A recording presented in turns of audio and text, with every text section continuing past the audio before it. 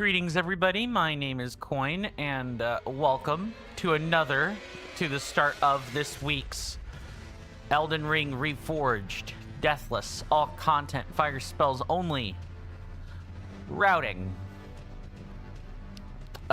Before we begin, since I am late today, I will take just a quick second to make sure that all of our chats are functional, and I have not missed any messages. I do not see any, so let's play the camera minigame, shall we? There we go. So, if you guys want your names on these placards, which I do read at the start of each and every stream, they're the smallest way I have to say thank you for financially supporting my work. All you have to do is chuck some change at me, either in the form of the purchase or maintenance of any subscription package between 3 different platforms, or a one-time donation of $2 or more during the current month cycle through either Coffee, Stream Elements, or something else. Let's go ahead and read those names now. While I do not have any current Twitch subscribers, I would like to thank people who have used or purchased subscriptions through this platform in the past. I would like to thank Mr. Gordogoku for their continued maintenance of a Valkyrie tier membership.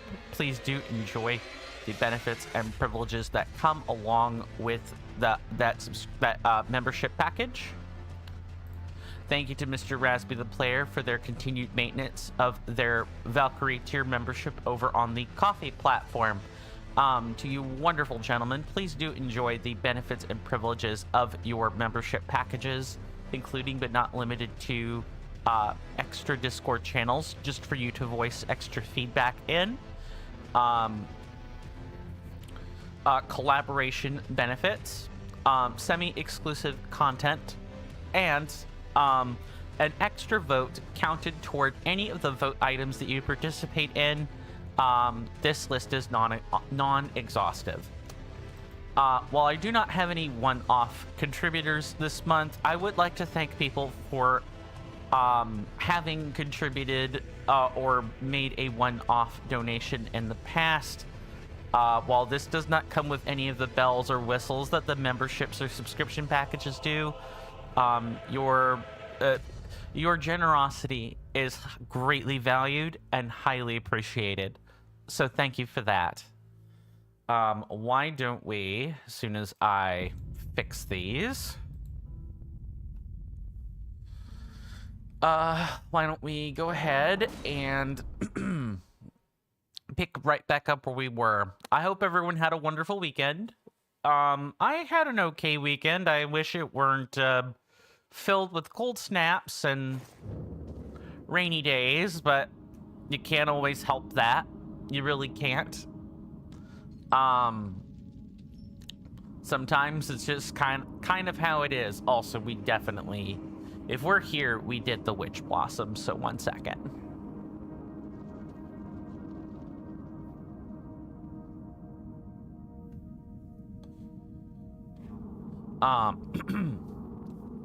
Yeah, I had an okay weekend. You know, I hung out with friends. I tried to work on some Discord-related things. I took the opportunity to scout ahead a bit more. As you can see, we have new splits to work with. I've also taken notes for a good chunk of the new splits that we're going to run into, I would say, past the Crystallian duo. Also, when we get past this particular split, we'll be on to uncharted section of map for a little while. So that'll be real fun. Let's just do one more check to make sure all of our chats are functional. And they are. Good. Good, good, good. We'll mark that here. Okay.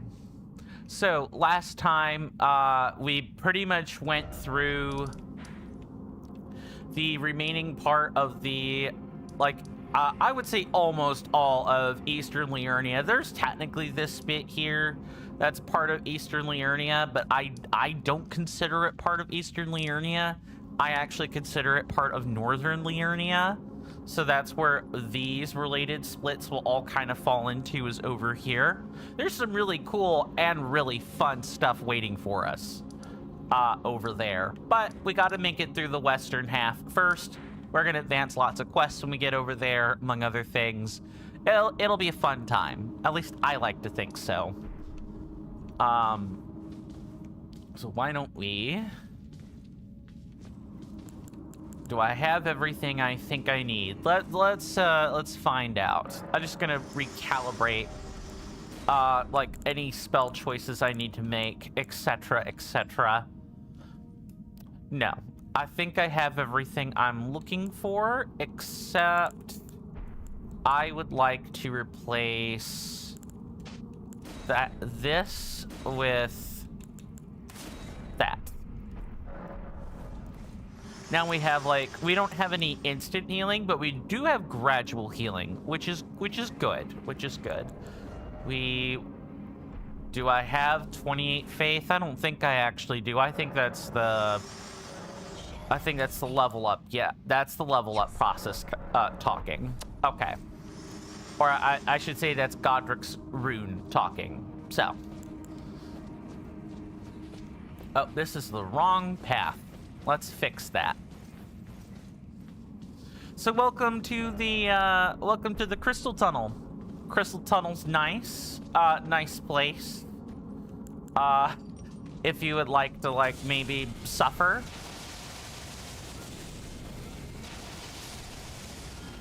There are quite a few rune pieces in here, some of which are very suspect, but I will at least show them. And we'll go ahead and kill you. There's one up here that's not very suspect. It's pretty easy to get. You just, I'm not even sure you have to jump on the chest. Yeah, it doesn't look like you have to. Mr. Jason says, greetings, Mr. Coin, good sir. Greetings to you as well, Mr. Jason. Good to see you. Hopefully you're doing well in body and mind, good sir, and I hope you enjoy your stay. How was your weekend, if and you don't mind my asking? My weekend was busy, to say the least. Where was I? Right, you guys are about to get a huge look at this giant room. Look at that.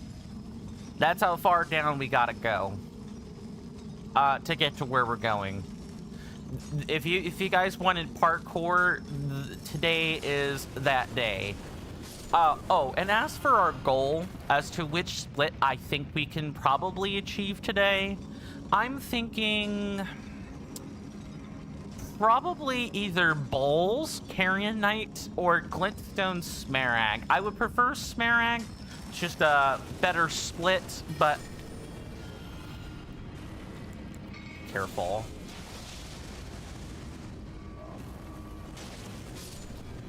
But I'm willing to accept at least Bowls for today. If I could get further, I want to do that, but at least one of those two splits. Mr. Jason says, your weekend was alright. It was rather uneventful. I mean, hey, sometimes stuff not being eventful is good. You know, at least nothing bad happened, right? But you are seeing at least you're seeing your IRL friend the next weekend. Nice! And then the Super Mario Galaxy movie will be showing in 2 weeks and 1 day. Loaded month. Yeah, very loaded month, or not, I guess it's not that loaded, but the weekends sound loaded, which is good. It's what you want out of a weekend. Bookkeeping, while I'm here and thinking about it. So I have adjusted our calendar. I'll put out an announcement about this today, but I'm hoping that the updates to the calendar tab have at least clued people in.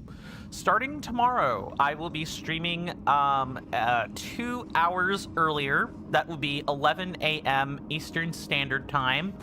and we'll be ending at the same time we normally do. So, these extra 2 hours are really going to like start. They're going to start showing their weight in huge dividends, probably within 1 to 2 streams as soon as that extension of the streaming schedule takes place. I'm going to really appreciate the 2 extra hours of routing, to say the least. Mr. Jason says he received an email from the manager of the cinema that you're going to for the Super Mario Galaxy movie, and they said, "Hi, yeah, Mr. Jason, yes, that would be fine. You would just need to show your booking and explain you are buying one for each ticket. I was told by manager name redacted to come down first thing in the come down first thing. This is referring to the Yoshi popcorn bucket." Ah, well, that's good. I'm glad that the staff took you seriously. That's always a plus. Because I mean, I guess they would have had to respond eventually, but you know, niceness and professionalism is like a dying thing in today's era, it seems. There have just been a lot of nasty, unprofessional emails going around. Mr. Jason says Mr. Jason has contact with managers in most places. Ah, too true, and yes, as would be expected. And as is to be expected of a man in a position much like yourself. And congratulations to your 85 stream streak, Mr. Jason, good sir.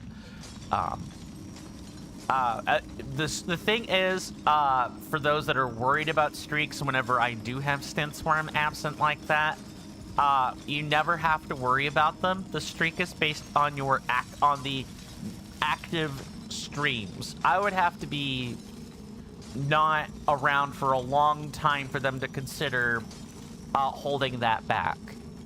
Mr. Jason says 85 wonderful streams, although we've had many more. Too true, good sir. Too true. These guys hurt. I'm making this room look easy, but that is because I know what to do in this room. I promise you, this place is not easy. One false step and you're taking like a digger staff to the face, and those staves hurt. What we're going to start to notice in Liurnia moving forward is that a lot of crap is going to hurt a lot more. It's not going to be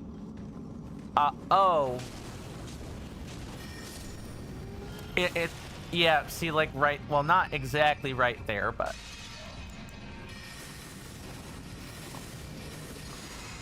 wait until we get smacked with an actual real staff. Then we're gonna you guys are really gonna see it.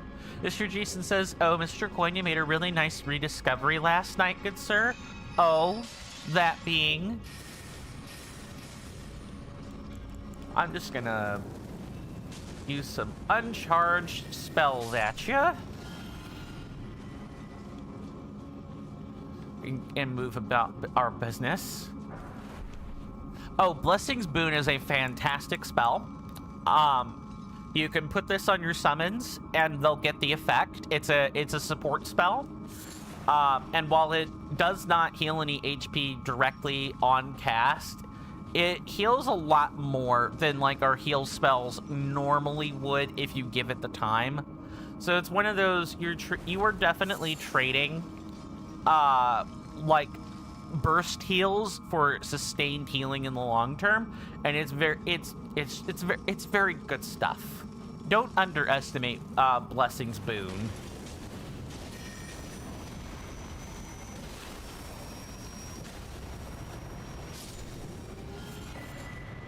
He says while getting hit after already having been fully healed. That was an underestimation on my part.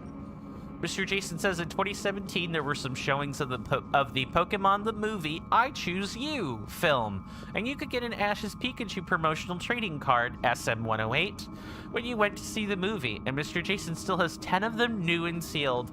Another fine addition to the Nintendo Connoisseurs collection. and I guess it would be the Pokemon group, I think. I forget that not everything is you know, handled by Game Freak. I think Game Freak just handles the games.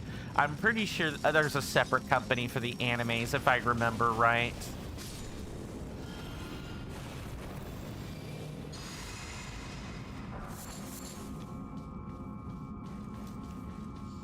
I've never been a Pokemon anime person. I have to be completely honest. I know. I like the games. I like the games even if they are too easy.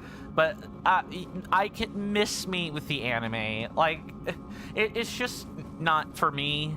If other people enjoy it or enjoy like the Pokemon group like media, that's fine. More power to you. I'm happy you found something you enjoy. But for me, it's like nails on a chalkboard. Miss me with that. I don't know if it's the overemphasis on everything's got to be cute, or if it's the Pokemon saying their name as a noise that bothers me, or something else. But it's just not my cup of tea. But then again, I think there was like one instance where instead of the Pokemon names as noises, they did use like the pixelated noises, and that was uncanny. That felt uncanny valley to me. So I'd rather have the names as noises, but I do not like the names as noises. We're gonna step down here first rather than go through tunnels. It's just how this particular place works more than anything else. Mr. Jason says, but that isn't even the best news, good sir. You cannot remember what the promotion was for the Ash's Pikachu set of 6, SM-109 up to SM-114, and they were randomized blind 3-pack, and Mr. Jason has 12 of those packs. Nice. Ow, let me not scrape my hand against my own like keyboard tray. Mr. Jason then goes on to say, and Mr. Jason has an additional 2 3-packs of those promotional cards where the cards are in number order exactly as you type them out above, good sir. All 14 packs are sealed. Nice. Okay, and our redemptions are working properly. Good. I checked that while we were talking. Okay, this next part is going to be where I tell you guys that, you know, this is how death happened.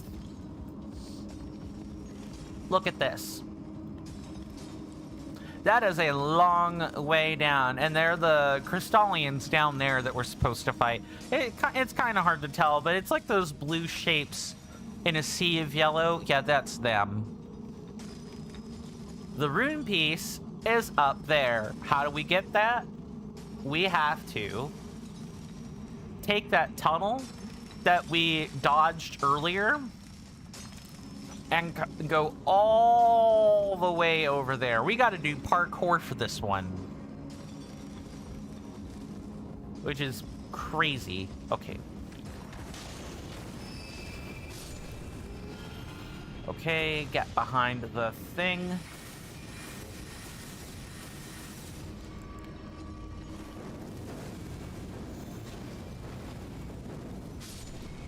There we go. That's not...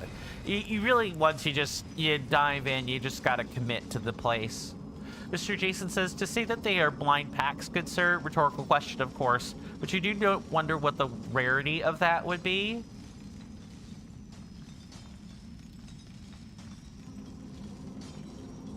Oh yeah, you mean that no one knows what's in the pack. I get what you mean by that. But you do wonder what the rarity of that would be. All of them in number order and all of them factory sealed. Too many complicated math questions, Mr. Jason. First, you would need to take the geometrical you would need to know what the overall distribution of the pack is. Then you would need to calculate the geometric probability that the packs occur in their intended order, you would need to know the probability of each card being put into the pack, and as well as the probability of them being put in put in order. Then you would have to make sure they're... If you don't care about duplicates, well, that's an entirely different probability than, you know, them being in number ordered, factory sealed, all in a row, with no duplicates for any of that. And to add further probability calculations to that, you would have to know the total number of distributed packs. You would have to know the total number of packs that were like actually minted between various factories, and then you could calculate the probability. Mr. Jason says, for example, one of the 3 packs had SM 109, 111, and SM 114. So with all of that, then, good sir, pretty rare. Yes, except that is probably a pretty rare occurrence if you're not wanting to, you know, run through several probability distributions in an attempt to get to the truth. Now, I'm also not a math expert, so I will say that as well. I definitely could have glossed over some steps when trying to give you the basic outline. At the very least, you would need to know how many total packs there are. And then the other geometric distributions I had talked about. Because pulling from a pack of cards follows geometric distribution. It's not any of the other ones. Although you can model it different ways, the probability modeling you want to use is the geometric mean. Geometric mean is used all the time when you are trying to figure out what card you're going to pull out of an opening hand in a constructed like 60 card deck in Magic the Gathering. Geometric mean is used a lot. You wouldn't think so, and you really don't have to think of probability that way, but it or go that far in detail, but going that far in detail really does help reach a real answer, because probability is counterintuitive. It really is. Anything beyond a coin flip, human, or you know, 6-sided dice, humans have a problem with. If it isn't basic A plus B probability fields, we have a problem. And a field just means, you know, it just means the sort of sum of all of the possible events in a probability space. That's all. I've heard it called probability field and probability space. Sorry, I'm nerding out. Let's not do that. Let's not do that. Let's carry on with the parkour. Speaking of probabilities, Mr. Jason says, oh, so this is a pretty easy drop down. Okay, so we want to do a straight drop like that. I've gotten a little bit better at that. Mr. Jason says, you good sir are 1 in 8,280,145,563. Literal. I appreciate that, good sir, Mr. Jason. I mean that. I'm gonna lock in for 2 seconds while I make this rather silly set of jumps.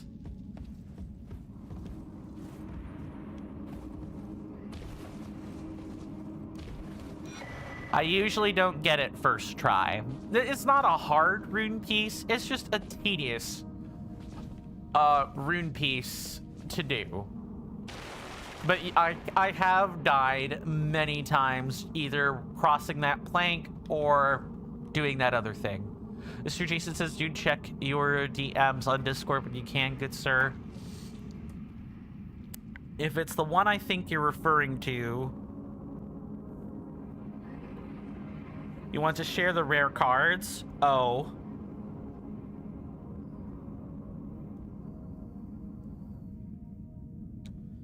Nice.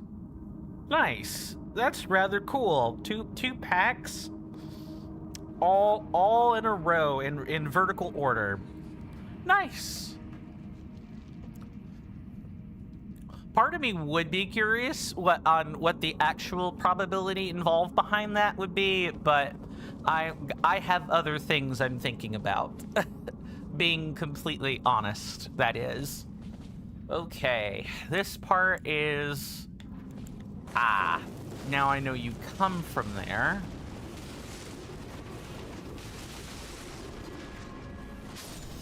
See what I mean? You can get caught so far... You can get caught so off guard if you're not paying attention to what the marionettes are doing.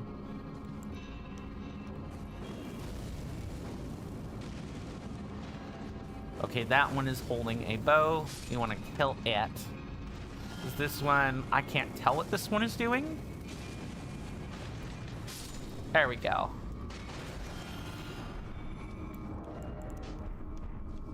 We've hit the... there is one more set of floors in here, but it isn't all that bad, all things considered.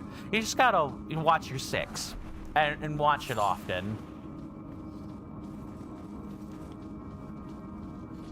And so far, we have not managed to expend a single resource flask.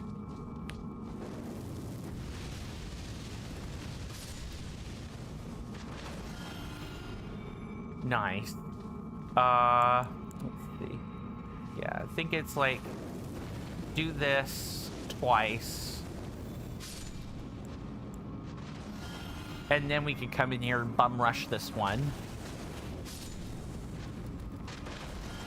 Amazing work. So I think either this weekend or next weekend, I'm supposed to head out to a club. I'm gonna head back out to the same club at the time where it's active. I hope I find some new individuals. Mr. Jason says you definitely don't know what to do about your rank in Bumblebubs' colony when we do add a prime minister, good sir. For you will not be able to have the title chief minister because then the prime minister is a chief minister. Yeah. What actual government are you basing this off of? Is it based off of the UK titles? That would make the most sense if you were, but if you had if you based it on a different government, that's also UK, of course. Fair enough. Mr. Jason says you also like that you do like that Bumblebubs is American and yet you're fully UKifying her Discord. She's on board.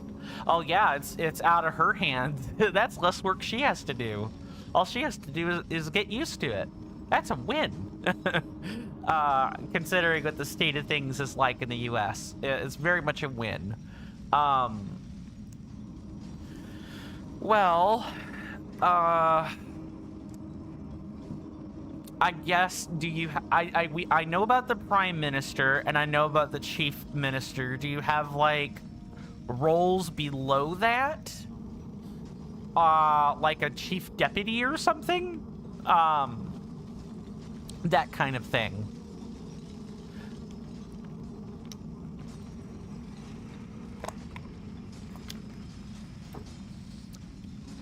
Because now I'm trying to rack my head over that, and I'm thinking that there's got to be another title somewhere. Mr. Jason says we have Captain of the Guard, which is the amazing Sinful Seraph. Right, understandable. I mostly meant in terms of the actual UK government itself. I'm wondering if you know what the structure of that is, because there's got to be an unused role or like an old role that no longer exists that you could maybe pull from. That's what I would think to do.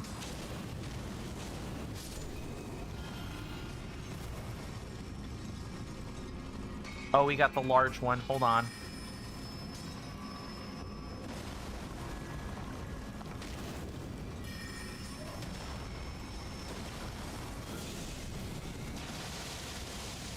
I probably should mark him now.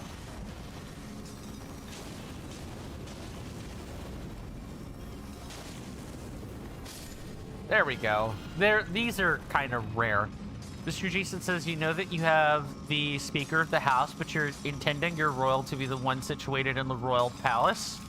Well, okay, why not look at the titles for the British, or I'm sorry, I guess it would be the English monarchy, and see if there's got to be like a duke or a baron title that you could maybe use, something like that. I know there's no equivalency between the roles of the people in the kingdom, because and parliament, because the monarchy is, you know, a figurehead in the first place. It's not really a real thing.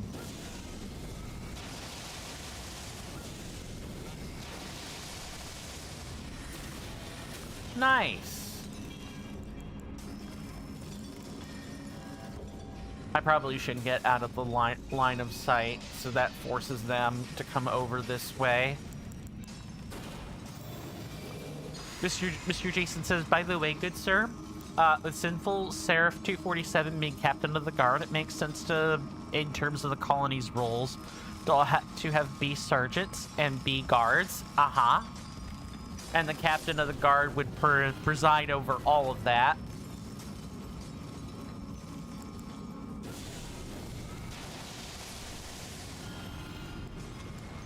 And then we can kind of just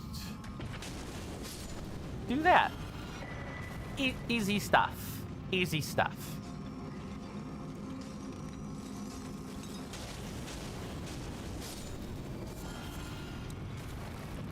But that would be where my headspace is with the titles. Is like look through the roles of the, like, your government, or, you know, your monarch, like your kingdom officials, and see if there are any like old roles. Like Wikipedia would be a good start for that, and then you can kind of like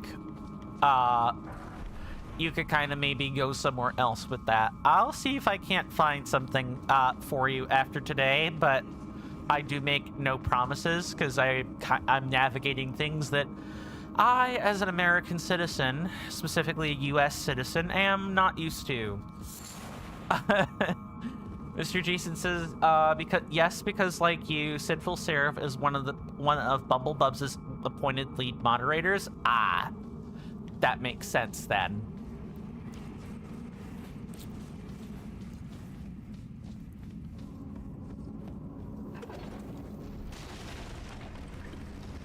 Trying to just like watch and make sure I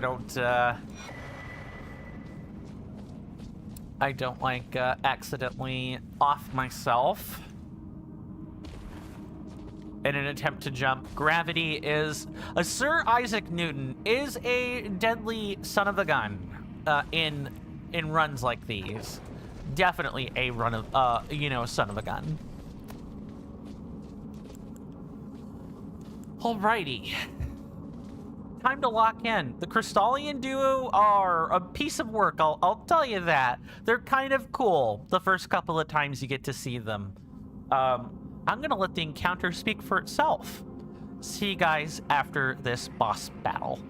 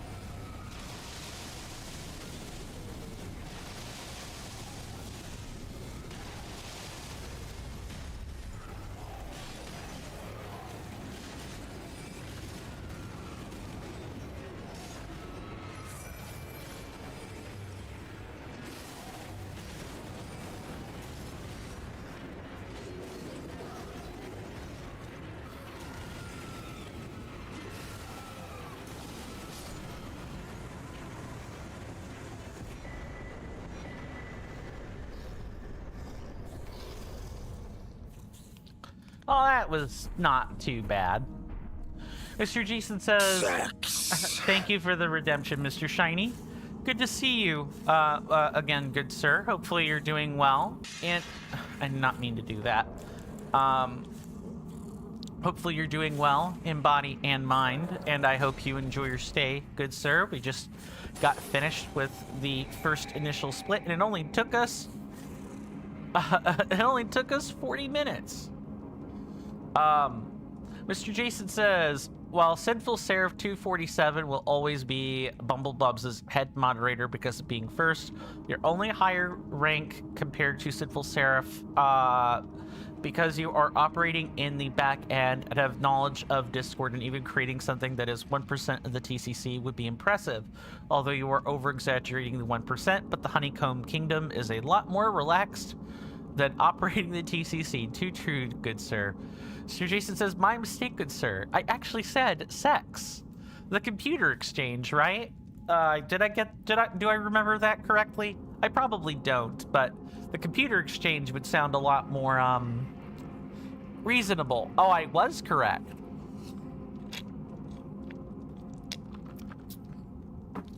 How was your weekend, Mr. Shiny, if you don't mind my asking?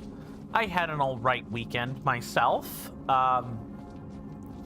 And again, for those that are either coming in or new or have been following the posts, I do apologize for Monday. A computer exchange, yeah. they were getting quite cute with it at the end of it all. Tornadoes are not fun. And it ended up being thunderstorms pretty much after like the 2 p.m. mark.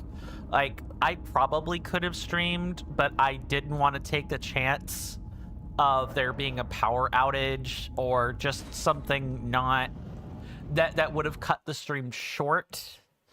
So I opted to play safe. Mr. Shiny says, with its ups and downs, but it certainly was a weekend. Well, I'm glad that at least you're sitting strong on the other side of that, good sir, for what that is worth. I don't think we have actually even touched the quest nearby where Patches is. Yeah, I had an okay weekend. I mostly got the chance to do some more, you know, piloting. We got all kinds of new splits. I've taken notes on like quite a few chunks of quite a few chunks of game ahead of us. Mr. Jason says, if you or anyone ever visits the UK and wants to have a look in sex, you would wholly recommend that you get something to cover your nose. Most sex shops seem to have customers that haven't bathed in a while, and you wish that you were joking. What is it with the sweaty computer nerd archetype? What am I missing with that?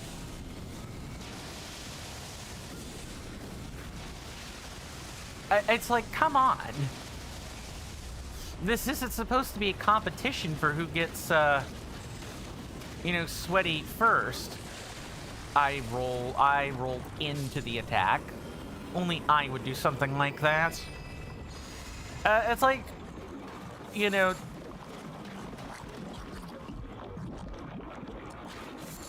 What the heck? Okay, well, the noise did die down, but I was not expecting it to be, quite that full-throated and long after the creature's death. Mr. Shiny says, would the employees in such places be considered sex workers? Oh my god. It begins. I realize that was probably meant more as a tongue-in-cheek reply, but that is funny. That is funny. Okay, we gotta head northeast, I believe. Oh, never mind. No, it's right over here. Hold on.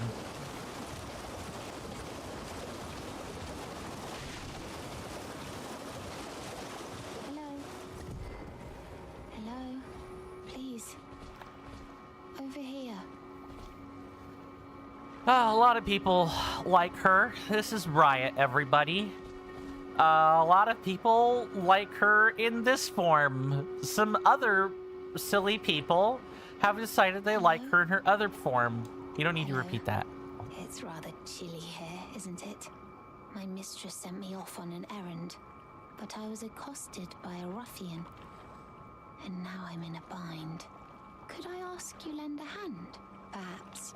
That thug made off with a precious necklace. I need someone to retrieve it. Only, he too is tarnished. If you've any qualms confronting your own, I shall find another. I'll hear it out. Oh, thank you dearly. What a blessing that we've met like this. The thug should be resting at an abandoned home down the way. Please, I must have the necklace back. Mr. Jason says, also, Mr. Coin, most customers of sex are probably trading in things that they have stolen. Is there verifiable proof of that?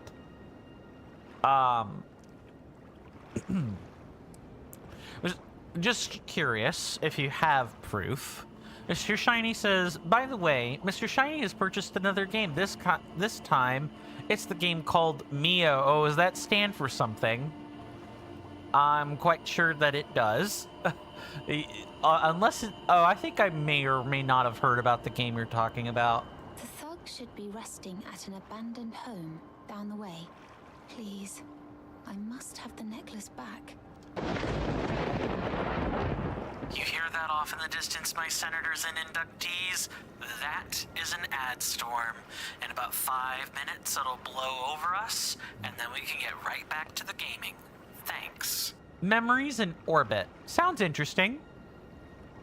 I really appreciate everyone's time that they've spent here. It means the world to me. It would also mean the world if you could electrify my algorithm by following my Twitch channel, subscribing to my YouTube channel, liking the video and or streams on YouTube, and even leaving a comment. Doing all of those things ensures that when I zap your feed with a live or a long-form content notification, you don't have to worry about missing any quality content.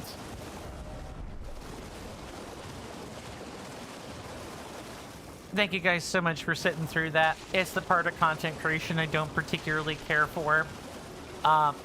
You do take commercial breaks at the top of each and every hour. It's more like over this way if I remember correctly. Yeah, there it is. We do take commercial breaks at the top of each and every hour. It's to beat back the ads on Twitch, to say nothing else. We have probably about 3.5 minutes before the first one of the day shows up. When that happens, there will be a timer just to the left of where my webcam sits at the, I guess, top right of your screen. And it will read 3 minutes and 0 seconds. During that time, ads will be playing. I will be getting up to take a stretch. And so I highly encourage you guys to do the same thing. It'll make your break pass by faster, to say the least. But spend the time whatever way you feel you need to. Once the timer reaches 0 minutes and 0 seconds, I will have returned to my desk, and we can pick right back up where we left off. Promise. Barring anything, unseemingly unfortuitous happening, that is. Let's catch up on messages. What sort of game is Memories in Orbit? The title does not give away what kind of game it is, I suppose. So I'm curious. Mr. Jason says, you also did find a wonderful offer in your local sex shop many years ago, good sir. You found a copy, a complete in-box copy of the Legend of Zelda Twilight Princess from the Nintendo GameCube. And it included an unscratched Club Nintendo code card. Interesting. Yeah, that sounds kind of rare, actually. Mr. Jason says, you would do some research on what you said above, good sir, but you're not quite sure that you like. Do people trade in stolen products at CEX? in your search history. You can just put that prompt in and then say Reddit or some other like platform, and you'll pull up discourse about the thing, to say the least. But yeah, that's fair. I mean, you can also just look at general like sex reviews, like CEX reviews, into your search prompt of choice, and you should get something worthwhile, and it shouldn't flag you in the searches or anything. Mr. Shiny says it's the Metroidvania like Hollow Knight, but with more forgiving combat, but more difficult platforming. Ah, that's good. Welcome on in, Mr. Rasby. Good to see you, good sir. I hope that there is nothing inhibiting you from, you know, either finding enjoyment in life or otherwise feeling free to exist. And I hope that you enjoy your stay.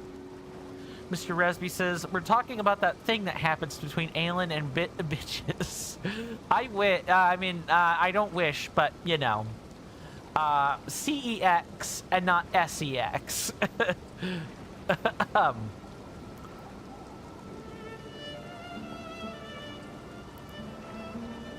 Okay, so there is in fact discourse about this. I would follow the reviews. And thank you for using the check-in. As a reminder, if you have not used a check-in, you really should consider doing that. It lets Twitch know you're human, among other things. We will definitely have to pick up this conversation after a commercial break. See you guys then.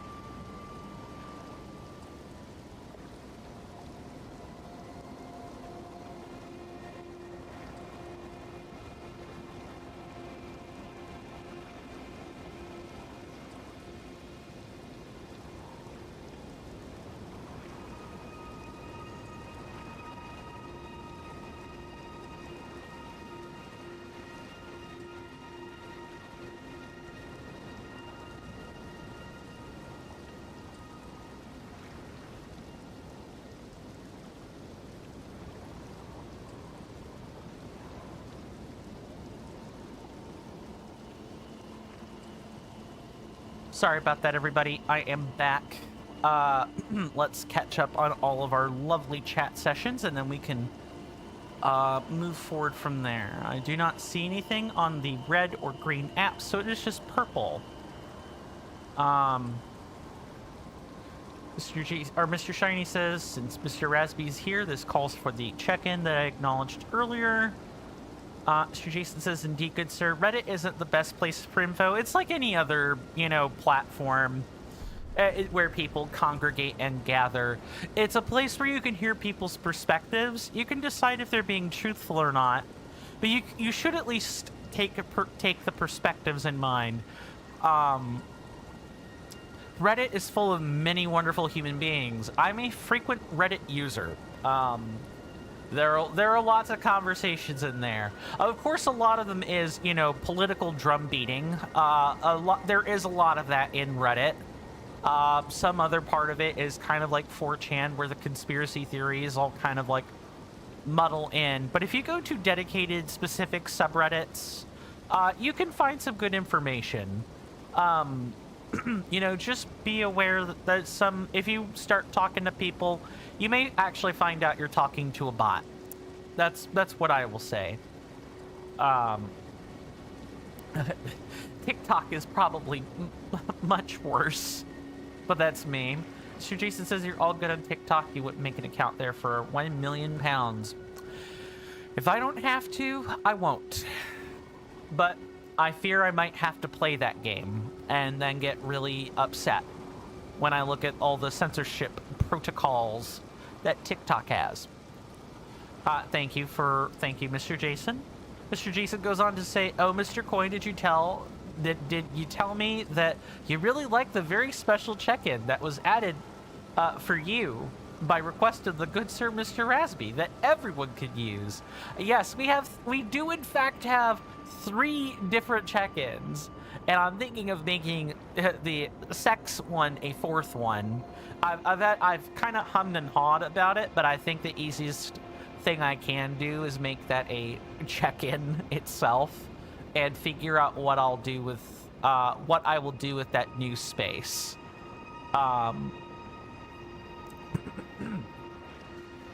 Because I can't really. There's not really another line like it, is the problem.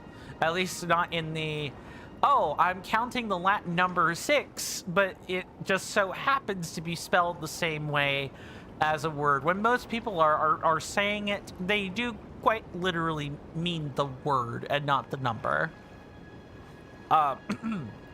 But yes, as we were saying about the check-ins, yeah, using the check-in, like using one channel point to do that, lets Twitch know you're human. They won't like give me algorithm suppression or anything.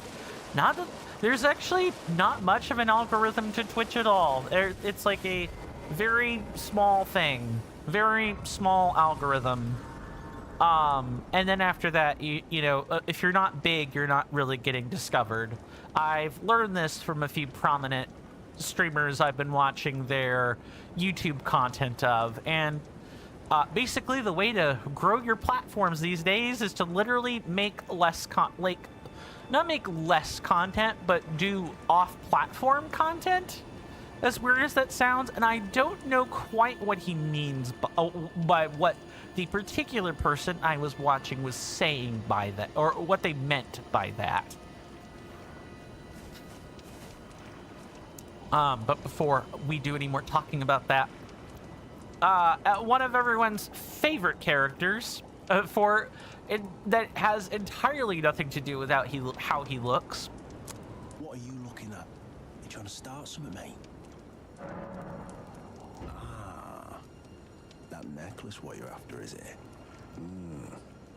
Well, show me what it's worth to you, and I'll consider parting ways with it. I'm not in love with it or nothing. You're a shrewd one, Chief. First, you hand me the runes. And don't try nothing, neither. 16k. This used to be 9k in the base game. It's doubled here, or just about doubled.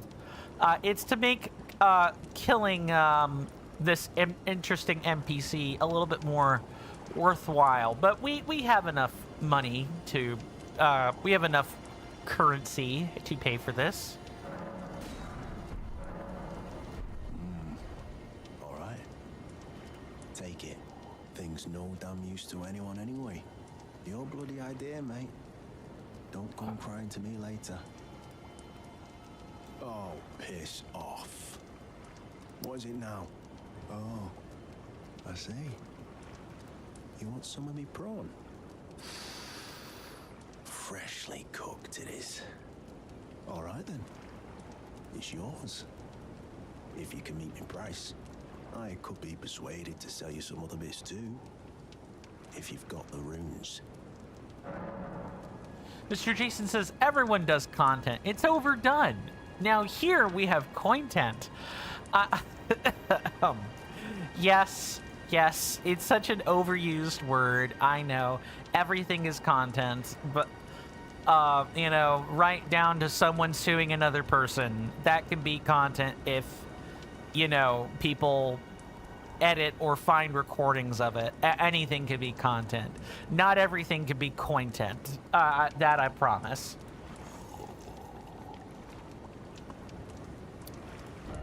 So we're going to talk to him first, and then we're going to purchase one prawn. One of them. Oh. So you met the girl, did you? All right, well, sod the particulars of the matter. But it ain't my fault she's stupid enough to get duped, is it? Anyway, she ain't all right, that one. Lucky she ain't died on the bloody roadside, I reckon. You're tarnished too, ain't you? Can you see it then?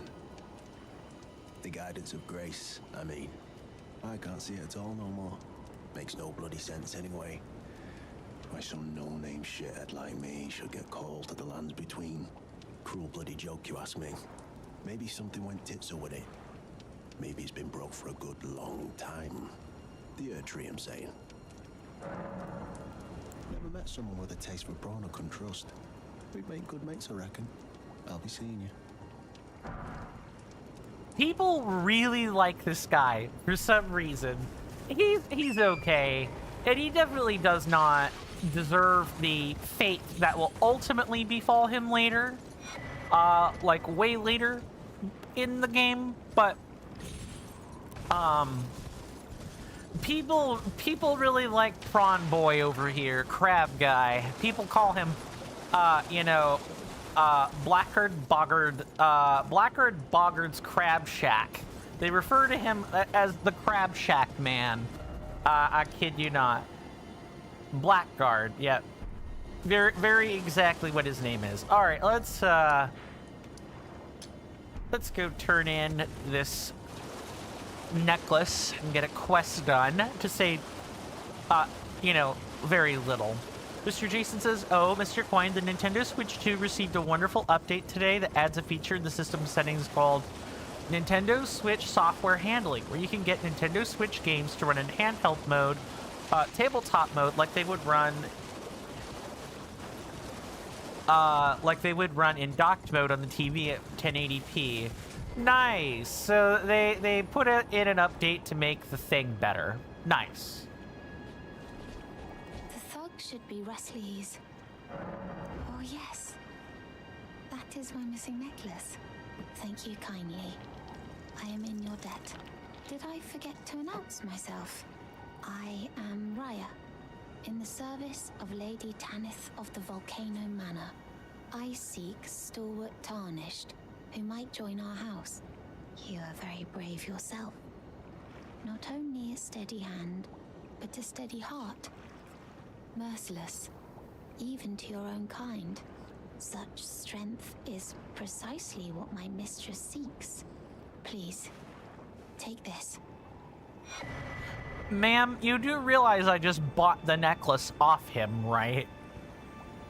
She probably doesn't know that. Brave Tarnished. Seek the Altus Plateau, the realm of the Erd Tree. Most Tarnished are doomed to wander the outskirts of the lands between, peering wistfully at the towering Erd Tree. But you are no ordinary Tarnished.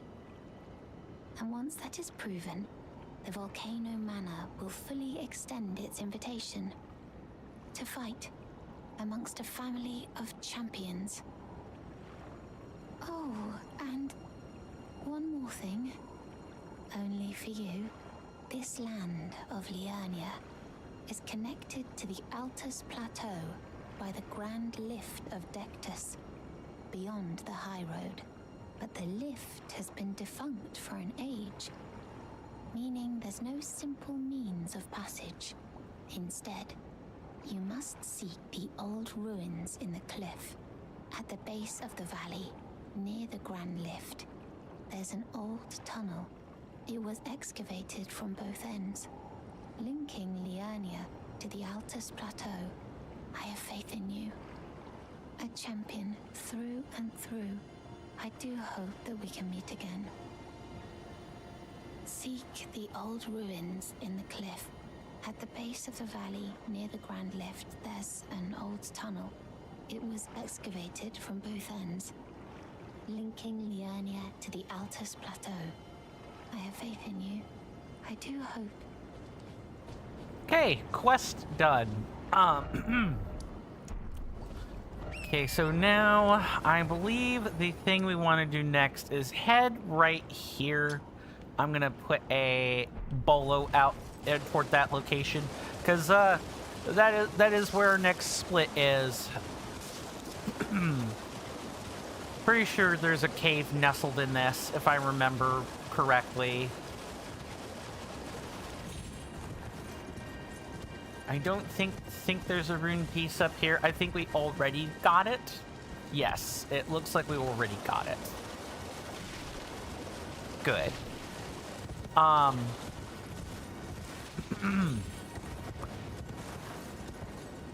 Where is... No, I think that was just it. It's right here. It's literally right here. Nice. Found it. I want to say I've really been enjoying, you know, gearing up to challenge run again. I've been talking to some wonderful people over in the Reforged Discord, you know, slowly nestling my way back into that community. It's been real nice. Just have to keep the banter from getting, saucy. That server can be a little bit politically charged sometimes. It could be stressful talking in there, but it's good most days. Really, it's just whenever jerkwads come in and start being anti-human, more than anything else. Mr. Jason says, but Mr. Coin, you and Miss Carly are not in the Reforged Discord. That is true, but that is true. Oh, you mean other wonderful people? I did. Because that just really isn't... I don't think that's a space you would frequent very much, Mr. Jason. And I would go so far as to say that of Miss Carly as well. Like, Elden Ring is just not a game. I think that it's one thing to watch it, right? And you can watch Elden Ring without knowing that we're playing a mod, right? It's something else in entirety to be a part of a modding community's server. Some Discords don't mind when there are tourists, others do. I don't know where Reforged sits on that. I think they're somewhere in the middle where it's like they don't mind a tourist, but I don't think they necessarily appreciate a tourist coming in and talking about things they don't understand, quote unquote. Oh, also I should definitely change out Magic Fort because we don't need it. This should probably be a different spell in its entirety.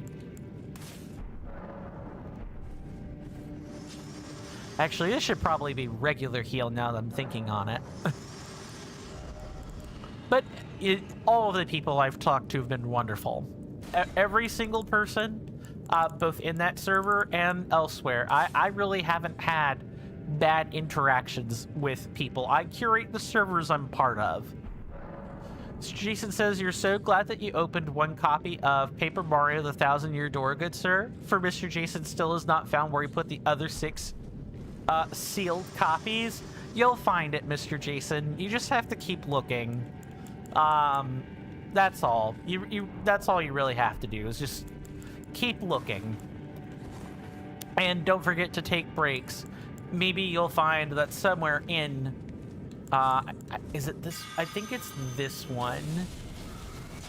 Yeah, it's that one that's diminutive. Okay.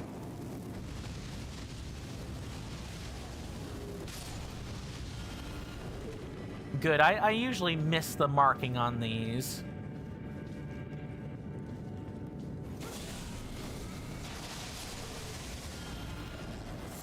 Wow, we have enough power that we're just shredding through these things. Mr. Jason says, indeed, the best things come to those who keep searching. I'm pretty sure the quote to that is, the best things come to those who wait. But you do also have to be proactive. I don't think you can just wait and do nothing. I think you have to do something for a while and then wait, personally speaking. Mr. Jason says, the perfect example.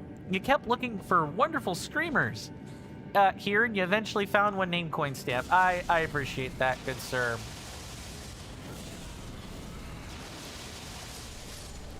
There. Got him.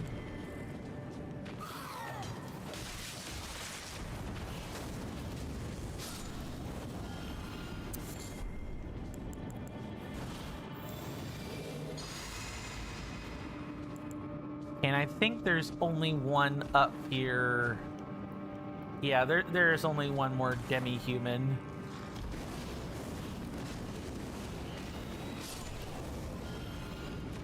Oh, never mind. We've got the massive one here, or the brutish demi-human.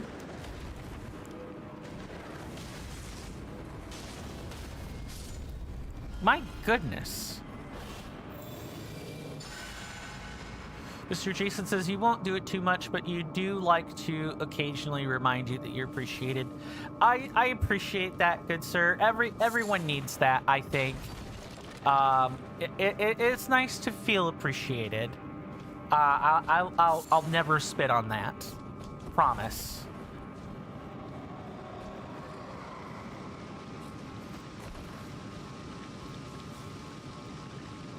Okay, I'm gonna back up a second and lock in.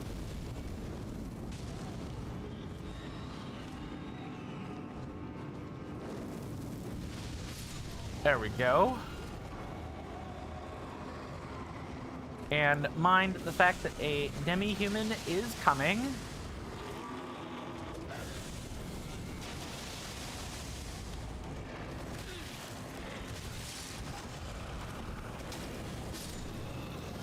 I almost died to that because I tried to get real cute about saving on FP. Gotta remember not to do that. Any other demi-humans? I hear the growl of one. Listen to your ears in this game and you will not be disappointed, is what I will say about that. Yeah, listen to your ears. I'm very good about that. What's up, Mr. Jason?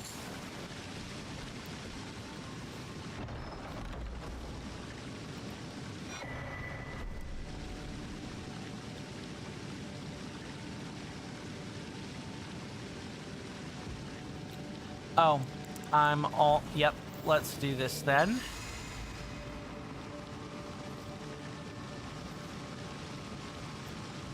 Excuse me.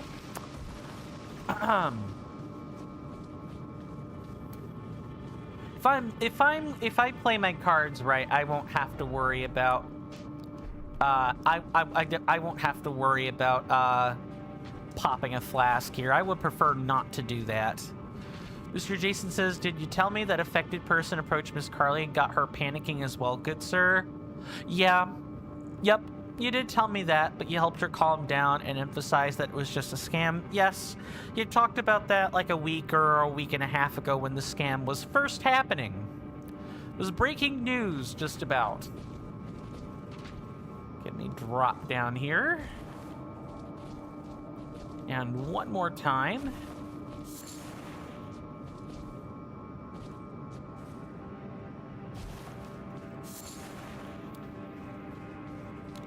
Mr. Jason says, you hope the infected person can get their account back, though. That is the goal. I like, we don't like booting people because they get hacked. Like, that's an obvious exception we would make. But, you know, until they get that fixed, you know, they stay out of the server. It's nothing personal. It's just we're doing what we're doing for security. I believe we already... Yeah, we already marked these earlier when we were fighting the Witch Blossom. Mr. Jason says, indeed, that is a TCC policy due to safeguarding of clients and other staff. Exactly. As a reminder, folks, please take your internet security very seriously. Please do that. I'm trying to remember if there's an illusory wall here. They start showing up in Liurnia in a lot of spots, so I'm really having to check. Yeah, and please get to FA multi-factor authentication. Please do that. It's really hard to brute force that, and if they do brute force that, well, you know, you can at least say, I've done all I can as a citizen, right?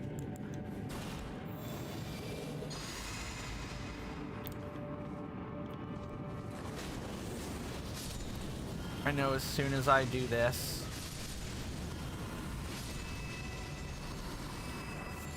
Oh, I actually just worked. I sometimes die to that pile of snake snails, is what they're called.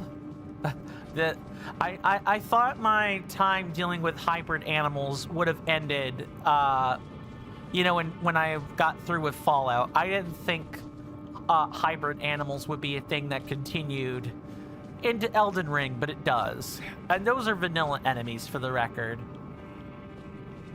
Just drop down. And one more time.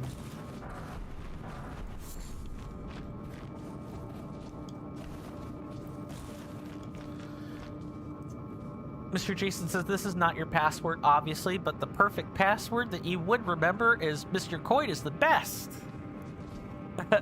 Yeah, I keep my passwords on a spreadsheet, a list of sorts, and I use that to make sure if it's not for stuff that I use daily, right? It's for, although I put that on there too. It's the, I need to remember something a little bit more obscure, like a security question answer or something. Some sites require that you have them. And so it becomes really important that I remember those.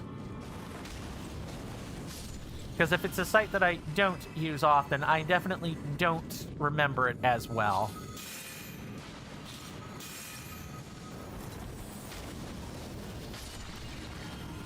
Okay, you're gonna jump. Ow.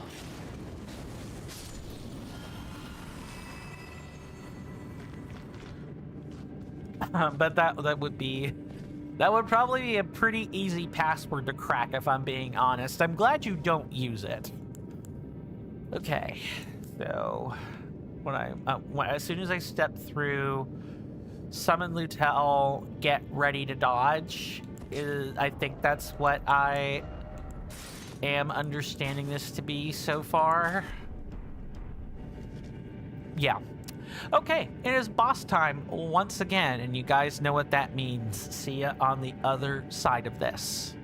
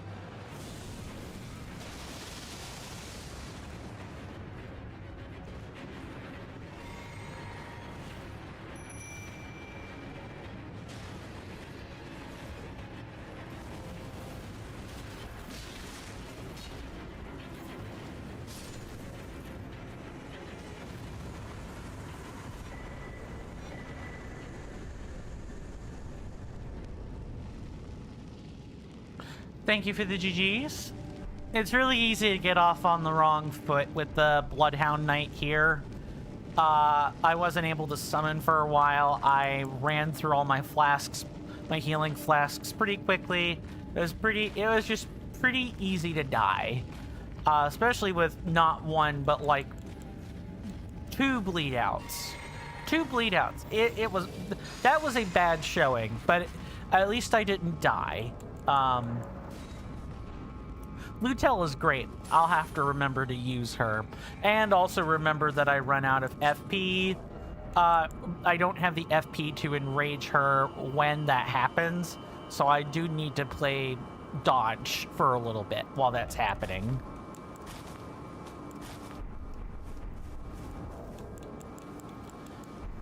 Okay, turn off the lantern. I can take that off my inventory now.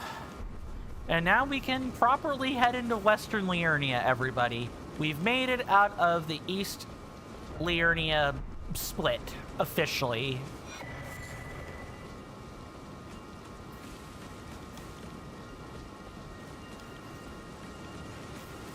Just before we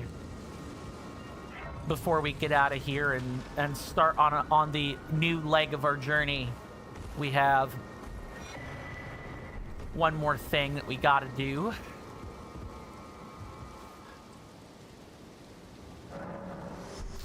If you guys will Mr. Jason says, in the split, good sir, what is the next shard bearer?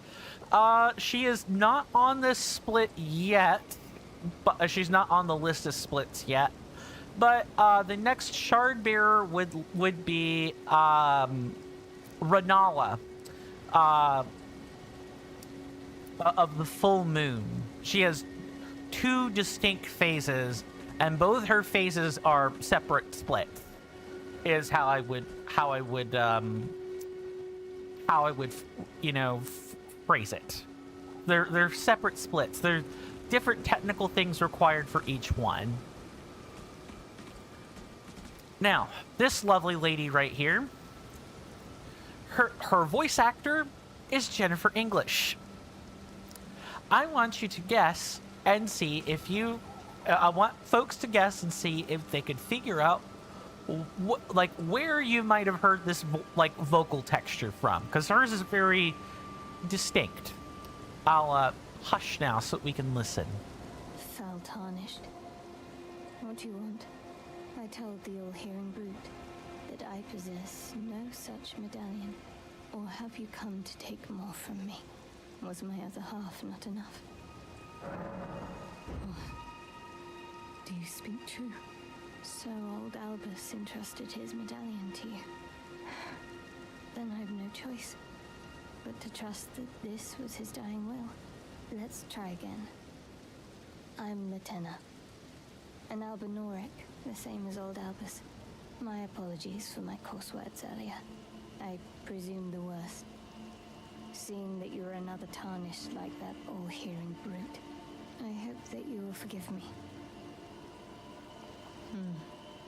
The medallion's better off in your hands anyway. Would you consider doing me a great service? I must go back. There is something I must do, even if I must say farewell to my wolf Loba. Will you show me the way?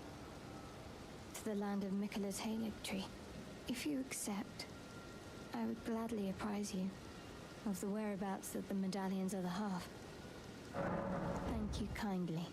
They say the other half of the medallion is beyond the Forbidden Lands, north of the Erdtree, in Castle Sol, on the mountaintops of the Giants, accessible by the grand lift of Rold. Then I suppose it's time. Farewell, Lobo. My faithful wolf. My better half. I will go with the Tarnished, so that our journey will not have been in vain. Forgive me, Lobo.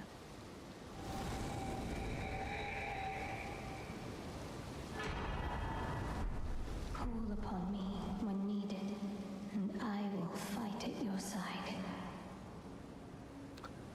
Well, any guesses, wonderful audience members, my lovely senators? I made sure to play through the entirety of all of that dialogue without a single interruption. I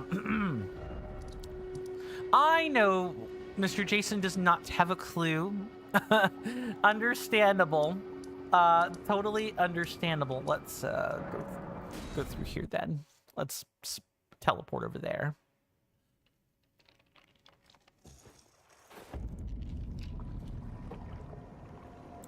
I'll probably give it, I'd say, 2 to 3 minutes for everyone's like oral memory to kind of slowly fade from that conversation, and then I'll tell you who else she voices, and you guys can decide if that is a significant reference or not. But you guys could definitely go look up Jennifer English's vocal resume, as I did already mention the name of the VA prior to the guess. Because telling you her name won't actually give you any context for, you know, what kind of stuff she does, unless, you know, unless you already know of her, like I do. And I only know a little of her, not a whole bunch. But what I know is an incredible sampling. So we probably have about 2 minutes before I divest what little knowledge I have of that. But you wouldn't think I would be the type to get caught up in work on voice lines, but I absolutely am, because there is a certain artistry in that. You know,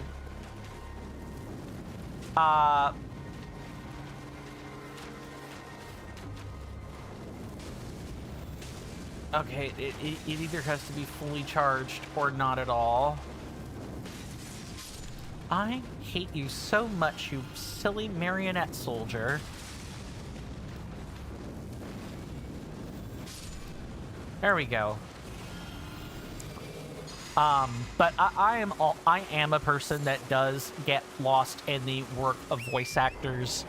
I think there is a certain art to voice acting that is different from like screen acting, and this particular VA I'm referring to has done both. She's a very pretty lady to look at, if nothing else.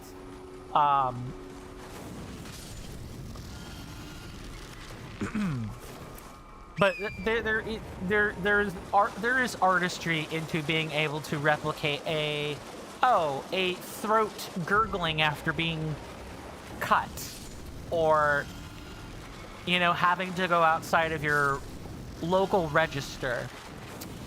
And that's not like your local voice register, and that is not to say that you don't have to do that as like a screen actor, right? It's unless your whole point is to play a character, you kind of don't have to do that. You know, your presence and your ability to deliver the line effectively is important. Okay, back off. I probably need to very sincerely do that.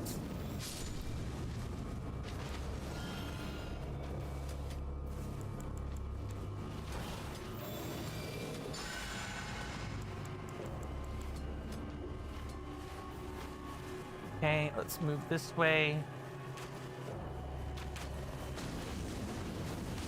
There.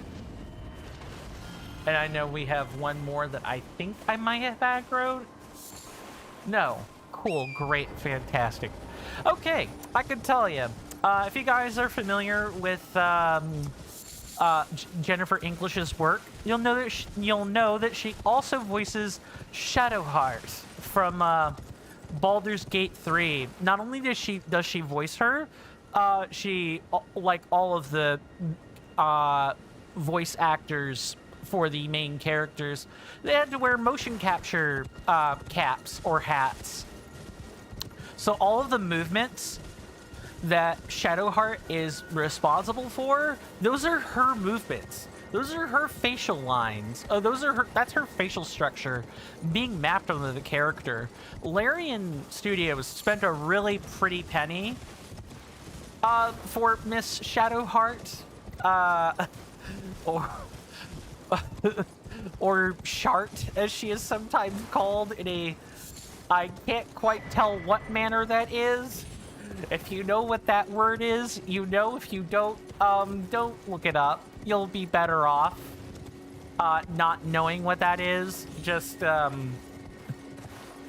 Miss Shadowheart, like, has wonderful voice lines, fantastic voice lines. I would put her not quite up there on the same level as Lainey Minella. That's the voice actor for Rouge the Bat, Lucas from the Earthbound series in Super Smash Bros. Brawl. That's her voice. Morton and a few of the Koopalings from Smash Bros. Ultimate. Ivy Valentine from Soul Calibur is probably her most, I would say, her most iconic voice more than anything. But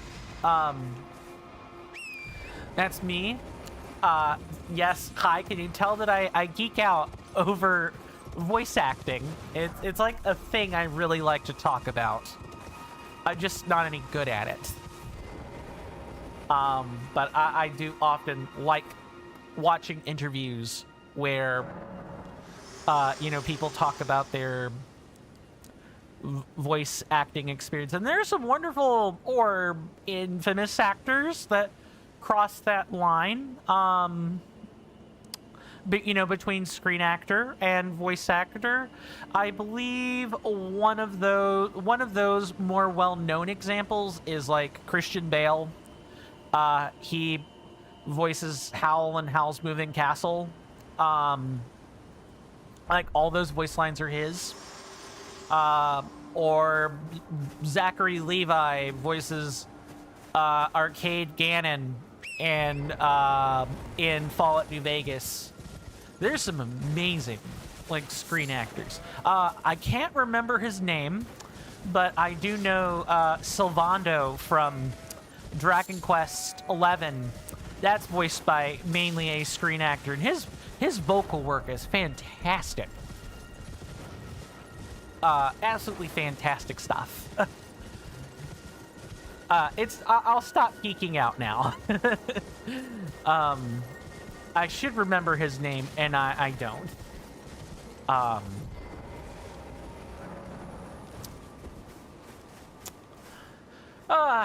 Fat tree knot time. And unfortunately, that also means time for us to lock. Hello. Hi, Tree Guardian. Would you like to get off my butt a little bit?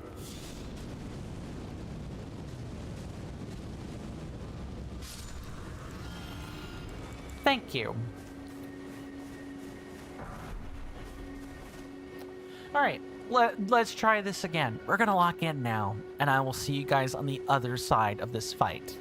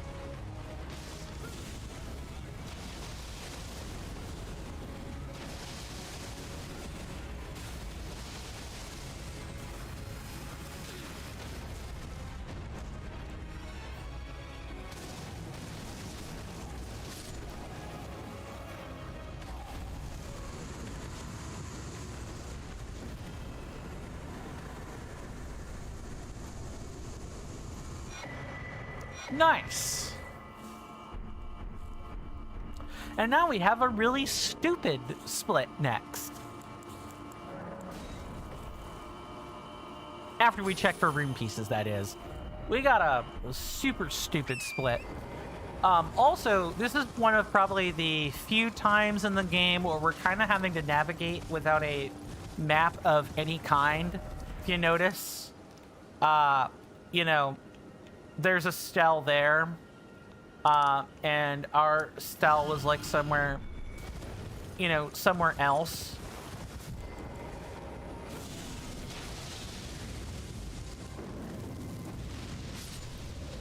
Yeah, nice dodge, bozo. This is one of those times where we have to navigate significant chunks of the map without actually knowing where we're going. It's kind of interesting, if I'm being honest. Mr. Jason says, oh, Mr. Coin, your IRL friend invited you to their place again? Last time that you went there, you took your Nintendo Switch 2 because while that friend is not a gamer, they do quite like Mario Kart World. But Mr. Jason and his IRL friend just sat down and relaxed all day without needing a game. And Mr. Jason, you know, actually enjoyed it for, you know, the last Saturday, right? Yeah, that's good. That's great. I'm the sort of person that, you know, I can function off of, I don't need much for my friendships. Really all I ask is just a difference in perspective. Not everything has to be we go out and have lunch or, you know, talk about, or, you know, we're doing something. Sometimes talking and chilling is nice. It should not, it's often overlooked when it doesn't have to be. And I think that could be sad. Definitely, my advice is to recommend chatting to people more. You know, without needing an event as pretext. You know, and I get why the pretext is necessary. If you're not great friends with someone yet, doing that in a neutral space is less problematic. But once you do reach that point, and you can, you know, generally be trusted not to be a complete jerk, people should definitely try more not to, you know, not to require events to hang out. Mr. Jason says, if you ever visited the UK and you were someone who enjoyed meeting up with people more than you did, Mr. Jason would meet up with you and Miss Carly, and then you would buy, I suppose, something nice from Hotel Chocolat. If I ever make it out of the US, like, say, Scotland, because I have Scottish ancestry, I don't like to lay claim to it, and I don't like to say I'm a Scotsman, because, you know, in truth, I am not. That's a lot closer to I believe that's all part of the English Isles. Maybe perhaps much to, you know, perhaps much to the dismay of maybe Ireland, Scotland, and Wales. I think they all would like a chance to decouple from the UK as it currently is. It would be good. Honestly, I think if countries were about the size of, like, I don't know, maybe Oklahoma. If there was no country larger than the size of Oklahoma, I think it would be good for the world. I truly do. Like, if China, India, Russia, and so on were all, and us too, of course, if we were broken up into the states, into each state, and unification was forbidden, I think we would be better off as a species. Not necessarily as countries or nations, but as a species. Mr. Jason says, after all, good sir, you did buy your local postal workers something nice from Hotel Chocolat. That is true. I do hope they appreciated that. It's not every day that, you know, people get thanked for, that postal workers get thanked for their sometimes thankless job. I'll say it. And make sure this is just like a random PSA, but please do treat your, you know, your service workers, your postal workers, your food chain workers nicely. They have to deal with like the worst or the dregs of human society.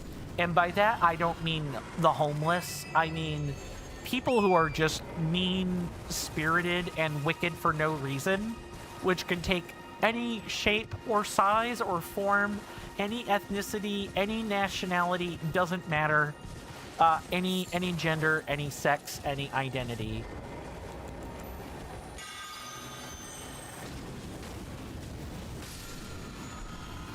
But yeah, please do treat people, you know, how you want to be treated in return.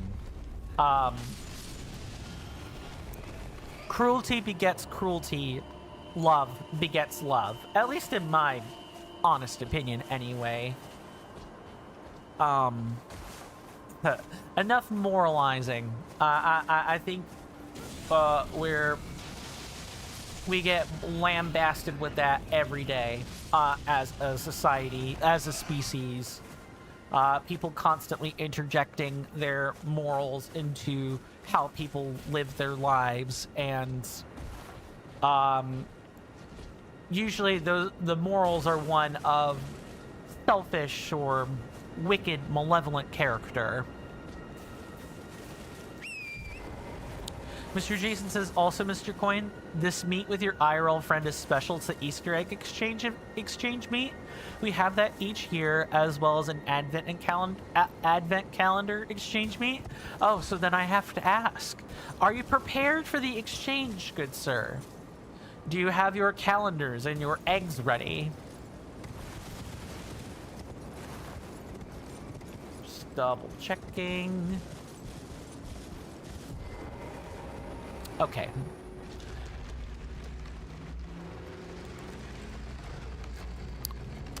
Yeah, this next split is hell. I'll show you guys why that is. Mr. Jason says, you do, good sir. You've been ready since January or February. Punctual and prepared. Good, good. Of course, gotta make it through this first, but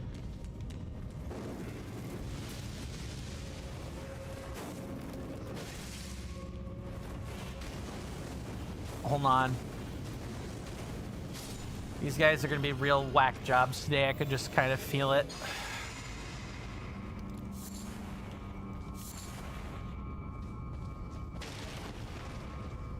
Oh yeah, this place. This place.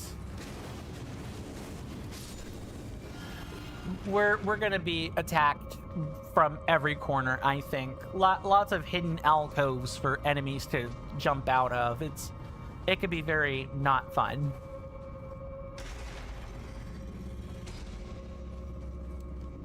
But you technically, if all you're wanting is the boss, you technically don't have to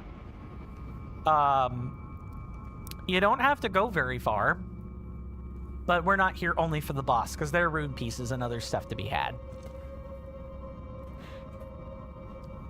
Gotta collect that stuff.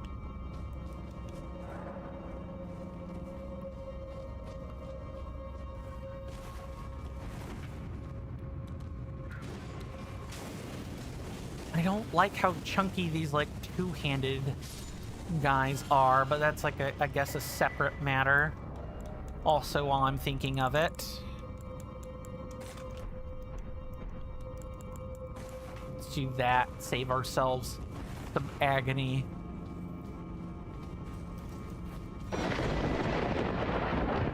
You hear that off in the distance, my senators and inductees? That is an ad storm. In about 5 minutes, it'll blow over us, and then we can get right back to the gaming. Thanks. I know I've already chatted away about you guys supporting me for free. You all being here is enough for me, but if you want to support my work further and more directly, I have a couple of easy options for you. Available to everyone through either Twitch or YouTube, you can check right under the Twitch video player in the About Me section or the bottom of the YouTube description. Once on the link tree, Patreon will have a P-shaped logo, Coffee has a panel, Kick, Twitch, and YouTube have icons next to each other. My Instagram, Blue Sky page, and Discord server take up the remaining icons. Available only to those on Twitch are the other easy options. The bits purchases at the top banner on twitch.tv, spendable for any of the power-up rewards or as direct bits donations on Twitch, or the subscribe button near the chat panel. You'd take my heart out of its Faraday cage if you click on that Patreon or the coffee. But again, you guys simply being here is enough. Thanks for listening to that stuffy and boring explanation. Now, back to the content.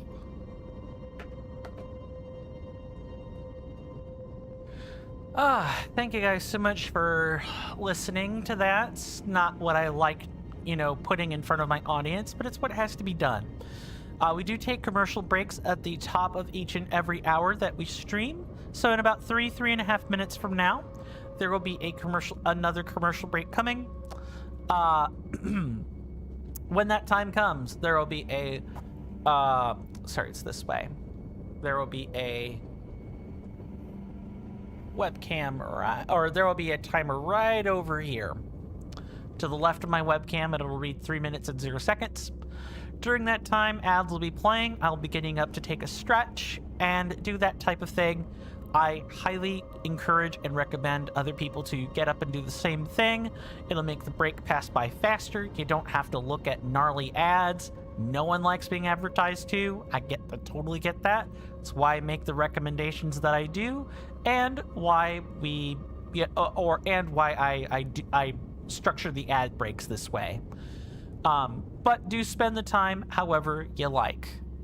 Once that time is over and the timer reads 0 minutes and 0 seconds, I will have returned to my desk and we can pick up right back where we left off.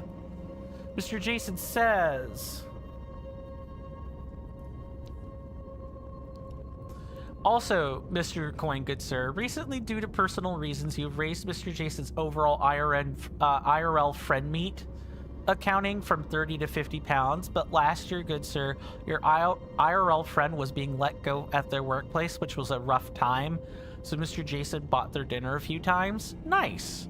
Well, it is within human nature to want to pay your own way. Mr. Jason had simply said, if you don't have enough, don't let that stop you meeting. I'll get your lunch. Yeah, that's what friends do, right? They cover for each other. If you ever fell on dark times, I would surely hope your friends would do the same thing, and they don't see you as, Mr. Moneybags. It's not a great existence to have. I'll be completely honest. To have people that are only around you because you have money, that's awful. That makes you distrust people a lot, because people see you as the means to solve their problems rather than, or as a means to get nice things rather than as real, genuine friends. I've watched friends go through that. Mr. Jason says, and Mr. Coin, Mr. Jason isn't even bothered about being paid back. That's a good mark of character. You spend on friends because they're friends and not for any other reason.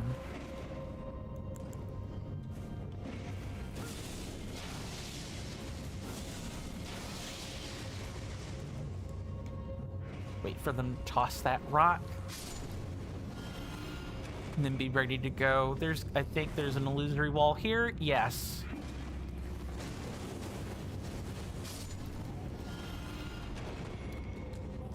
Nice. I love getting side-swiped from the corner. I love that. Oh, I'll see you guys after the break.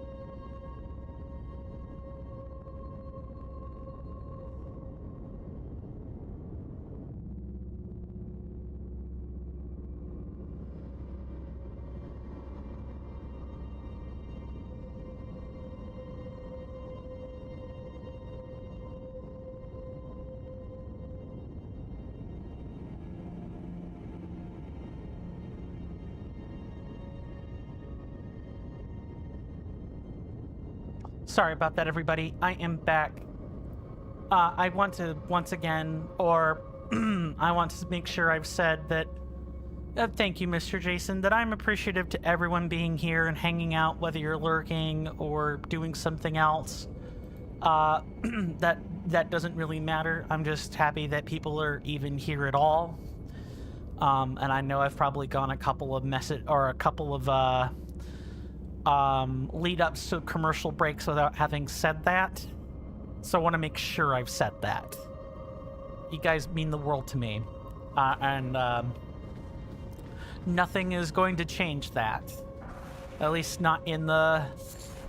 I don't expect anything to change in the short term. Long term, that might depend on, you know, whether or not Earth continues to be here. Or, like, you know, relationships between countries continue to be a thing and don't just completely break down, etc., and all that. Or, you know, the world doesn't get wrapped up in infinity scams, etc., but I want to make sure we have a place where, you know, even if Twitch kicks the bucket, YouTube kicks the bucket, and kicks the bucket all at once, you know, we do in fact at least have each other in some capacity, to say the least. Mr. Jason says, for what it's worth, good sir, you gave me a moderator sword and then upgraded you to a lead moderator hammer, so for better or worse, I'm yours as long as for as long as forever may be. I appreciate that, good sir.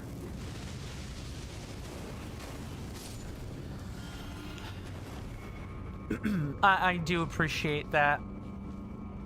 We gotta get through nightmare time around the globe first. We gotta do that. If we get through nightmare time and all that happens is there are a bunch of broken relationships around the world that have to be mended and repaired, you know, given lots of decades of nothing bad happening on top of that, I'll take it. As my dad often tells me, you know, this too shall pass. I do believe him when he says that. Just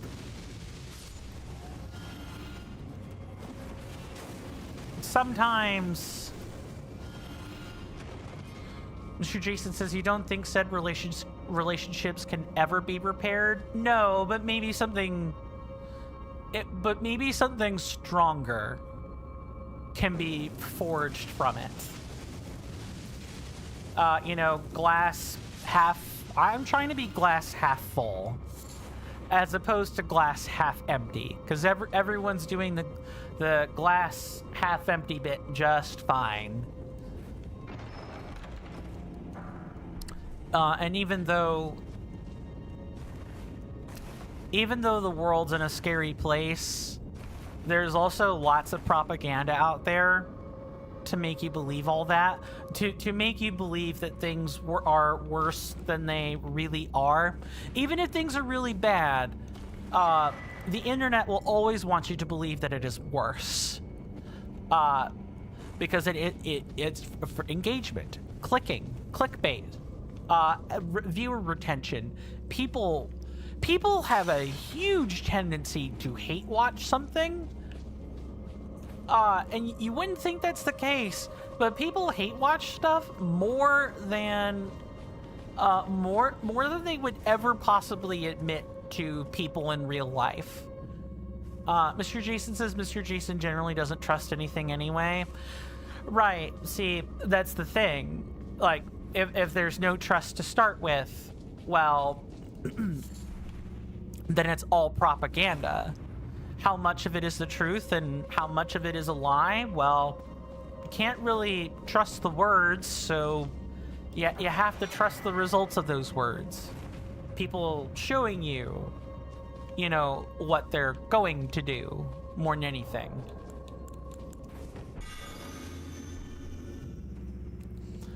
But I do want to say this. I know the world has to move on. from America, but I'm hoping that people don't give up on us. We are, a lot of us are trying to fight back, but it's very hard to do that.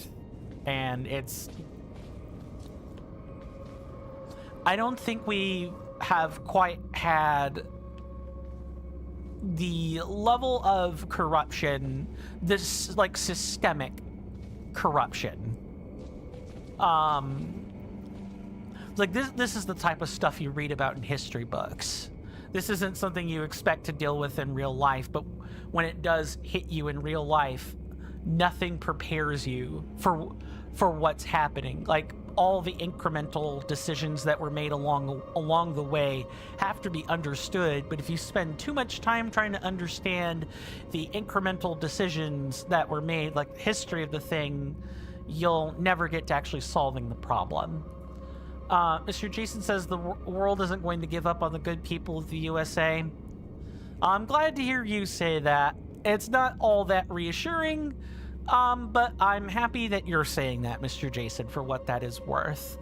Welcome on in, Jassap. Good to see you over on the green app. Hopefully you're doing well in body and mind, and I do hope you enjoy your stay.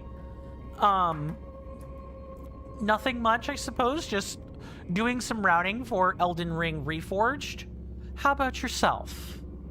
I hope everything is going smoothly in your part of the Earth, our dear land, terra firma.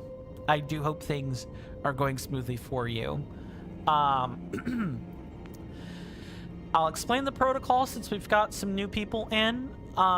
Generally, when there are bosses, in our routing or during splits, I tend to lock the heck in. So I'll greet people as they're coming in, but I try not to conduct conversation during those because A, that tends to get me killed in the game, and B, I can't really function at full capacity when I'm distracted anyway. And boss fights in Elden Ring or Reforged or something else is very much that is very distracting. Jassap says you just got to the giant of the mountaintops in the game. Base game, right? I assume most people hopping into a Reforged stream, or like a modded stream of Elden Ring, are still playing the base game. But it is nice that you got to what is essentially late game.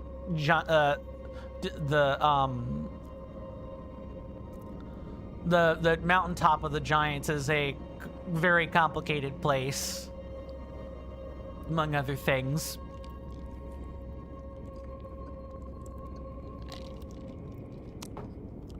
I'm gonna go ahead and do this split, and I will see you guys on the other side of that. You guys will either like or hate what I'm gonna show you here, among other things. See you guys then.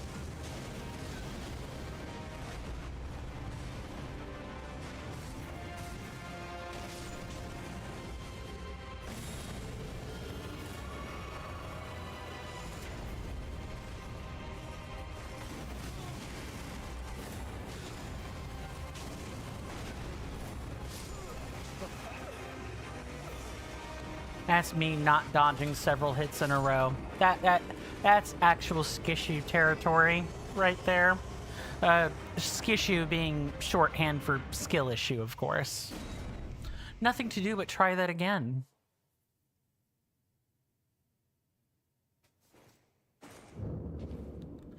Mr. Jason says, by the way, Mr. Coin, is there a way for you to make the whole announcement text appear on the red, green, and purple app, or that would be too would that be too complicated? Yes. Well, no. But the thing is that's working through Firebot right now. If I wanted to do that, I would need to use streamer.bot to make that happen. Number one. Which I could do. I could do that. That would take a lot of time, but I could get that set up. The issue more handily is that instead of it appearing once, it's going to appear 3 times. And that's going to spam the combined chat box a lot of times. And I don't want people to think I'm spamming the combined chat box because I need to do that 3 times. But yeah, technically only the people on Twitch are getting the notification when, you know, people on all the apps should be getting the notification. It's a very, there are lots of trade-offs that have to be accounted for with that. That's kind of why I have things set up the way they are currently. We might be here with that split, so I'm gonna go ahead and pin this. Manually unpinned. I just need to...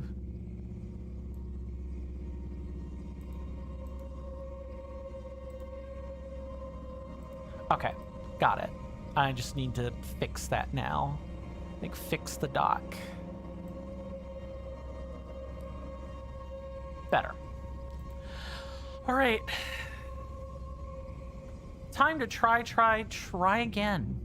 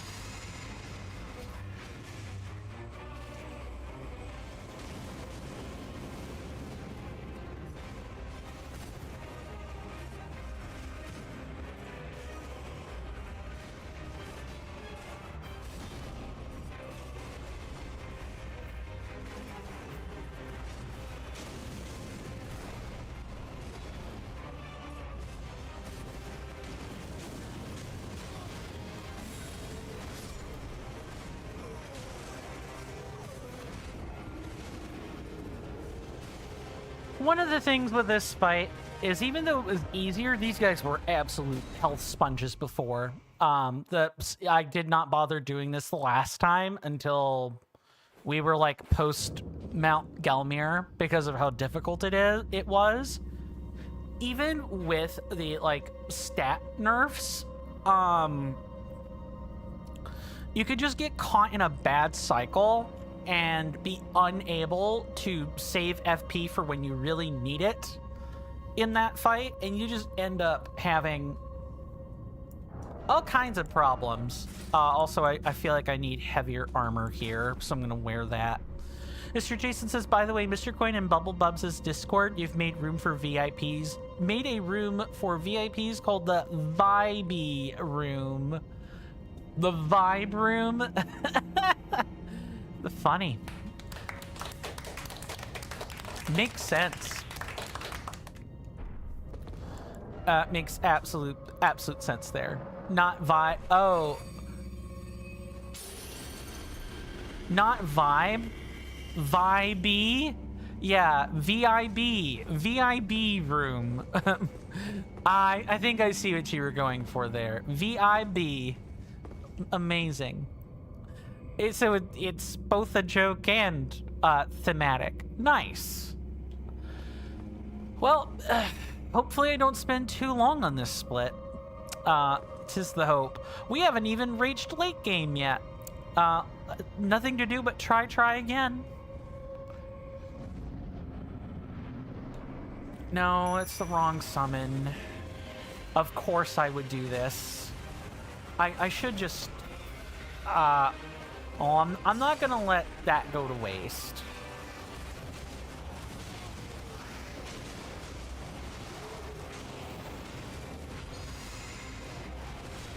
I am a dead duck.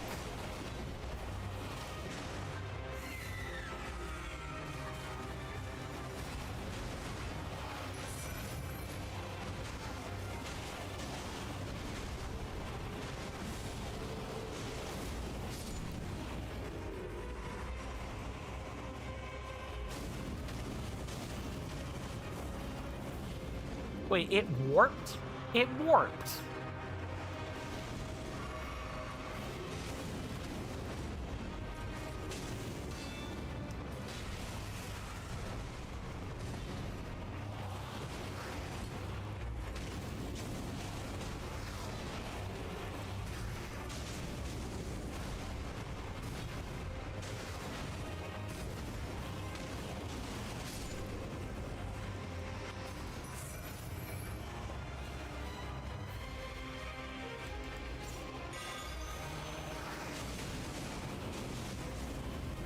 Deck nabbit.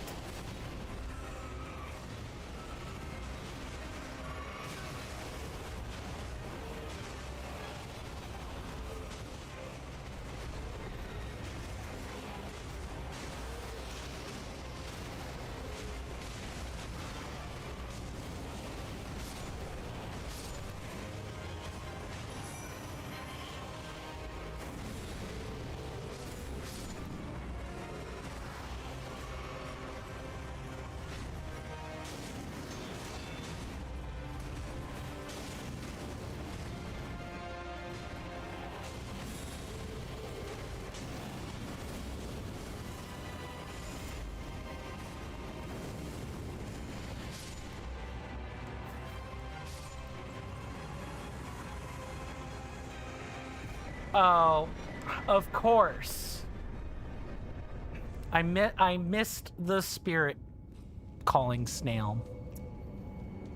Ah, at least the split is done, and this is not the only place where spirit caller snail can be found. Thank you for the GGs, good sir. Yeah, third time is in fact the charm, and that is after summoning the wrong spirit, I might add. I was supposed to have summoned Lutel for that, not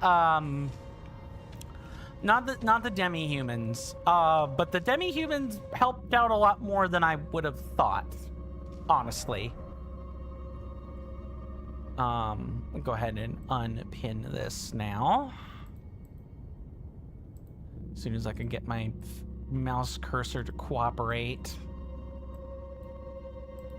There we go. Unpin. Perfect. Mr. Jason says, just joking. First try. Let's go. I mean, we could call it the first try. It's the first third try of the project. How about that? It's the first third try. I don't think that's gonna catch on necessarily. Sure, Jan.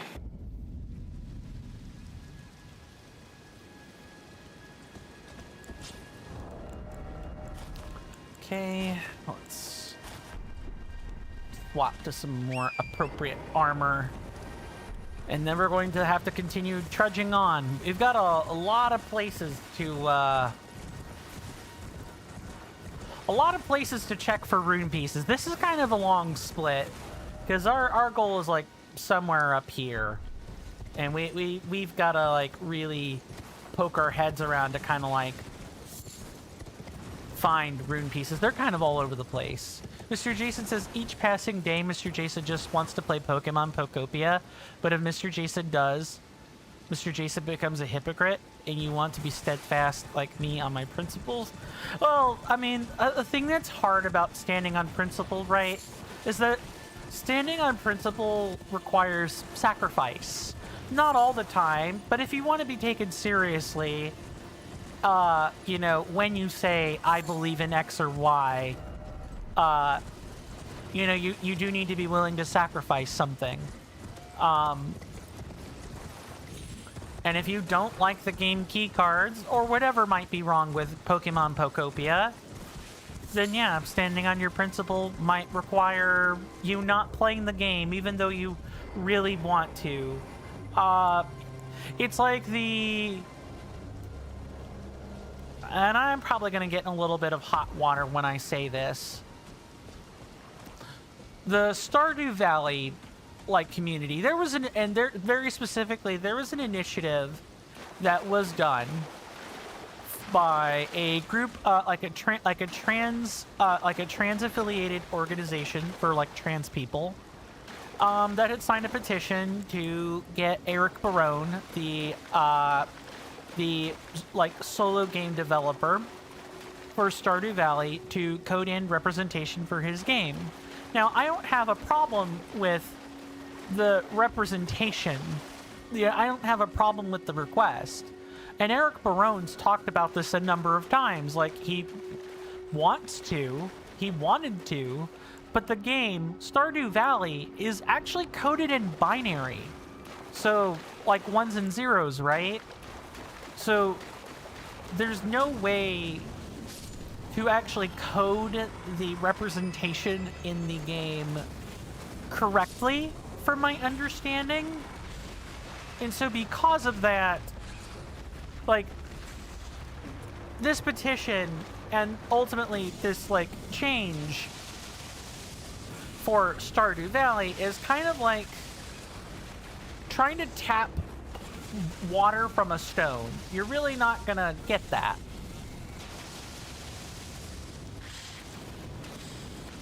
Kind of a waste.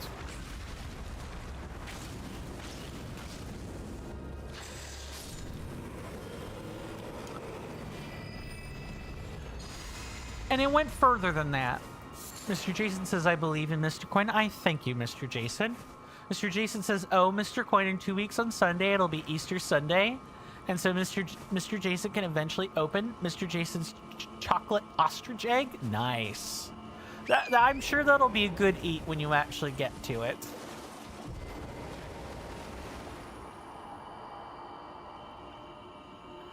Ah, the poor fellow. Gone perfectly mad. Love, revenge.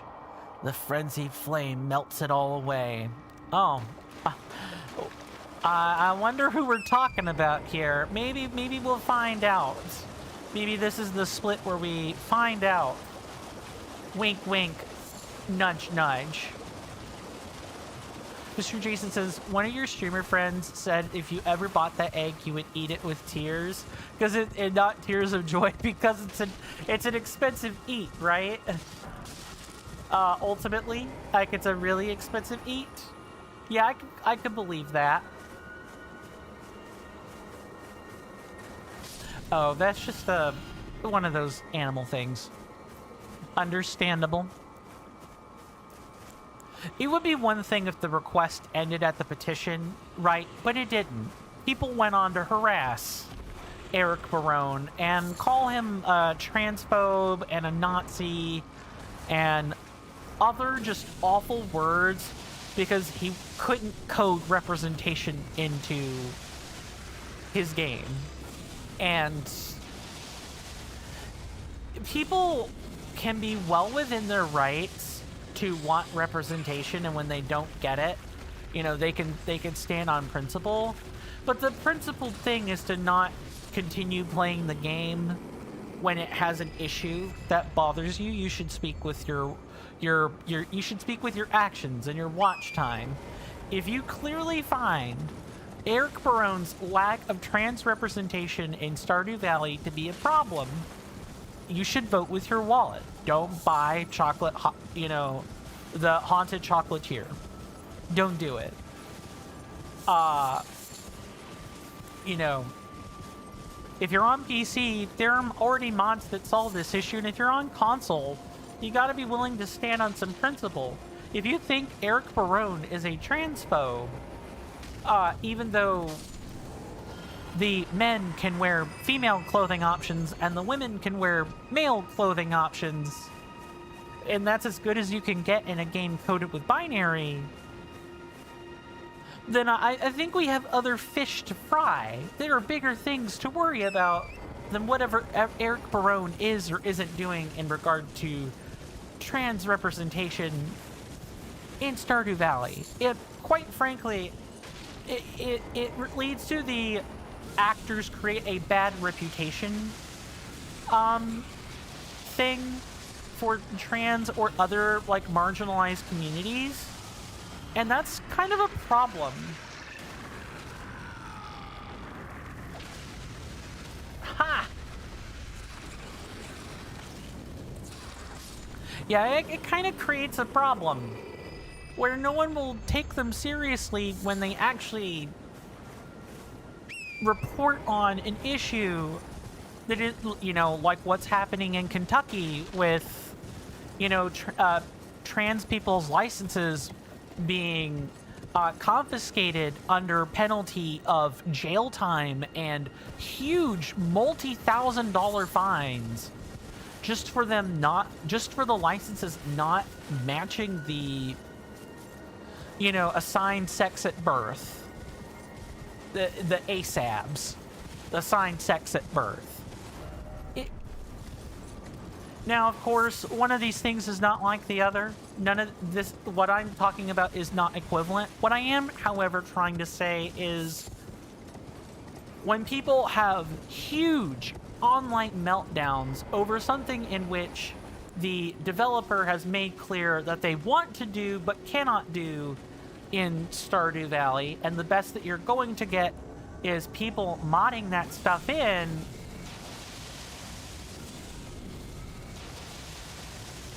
people should be thankful that he even acknowledged this in the first place.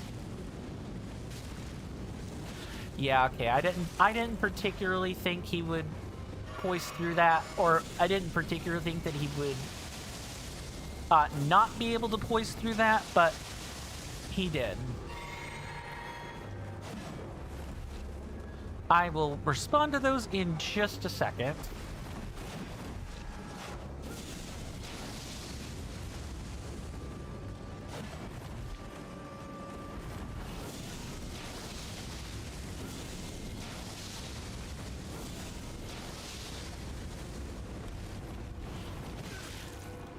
If I get struck by that twice, I'm a dead man.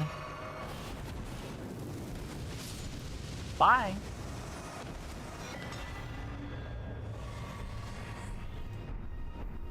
Mr. Jason says,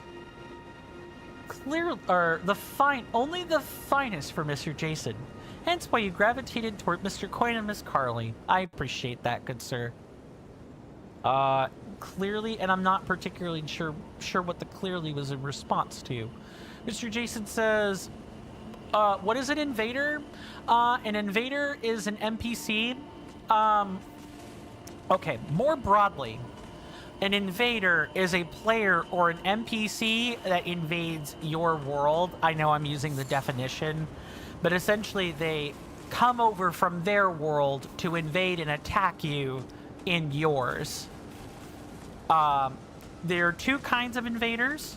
There are NPC invaders, and those are more like you find a specific area and the NPC is triggered to invade in your world.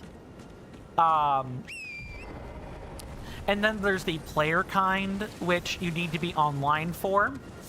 And people online will invade your world from a completely different location in the same region.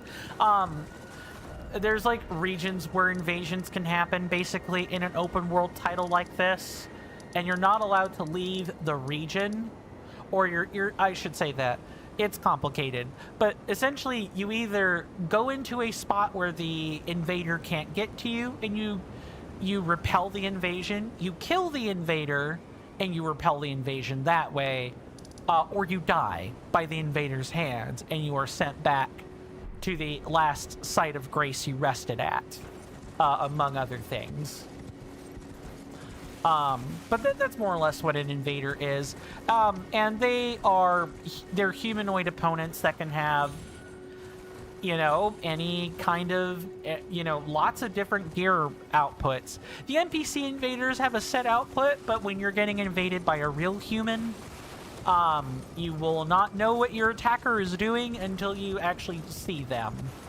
It could be only 5 minutes before you see them, or it could take them like 30 minutes depending on how much moving you're doing and how much movement they're doing, etc., etc.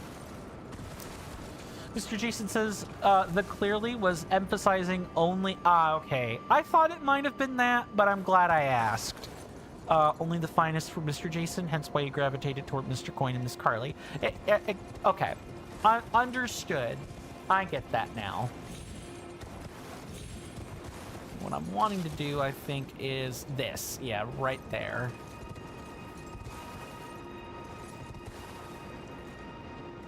Is there no way it can, like, do this? Oh, okay, okay. Got it. These jumps could be quite precarious. Mr. Jason says that if you get invaded by a hacker, it is almost impossible.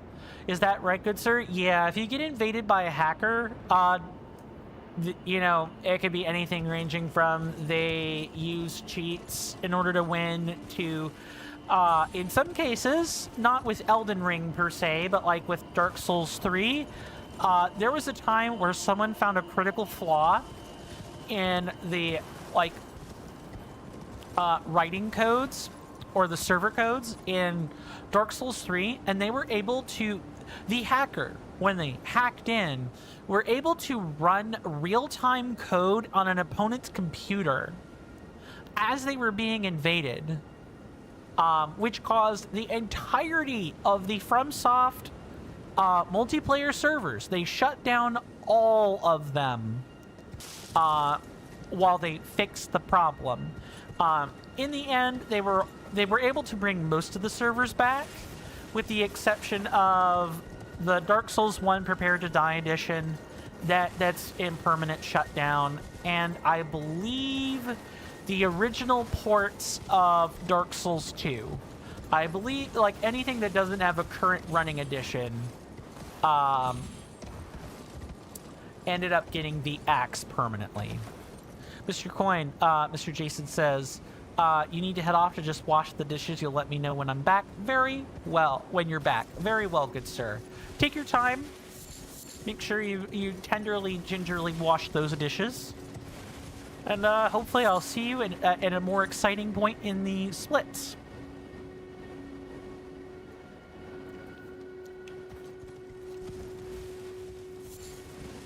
Okay, I think we can level up again.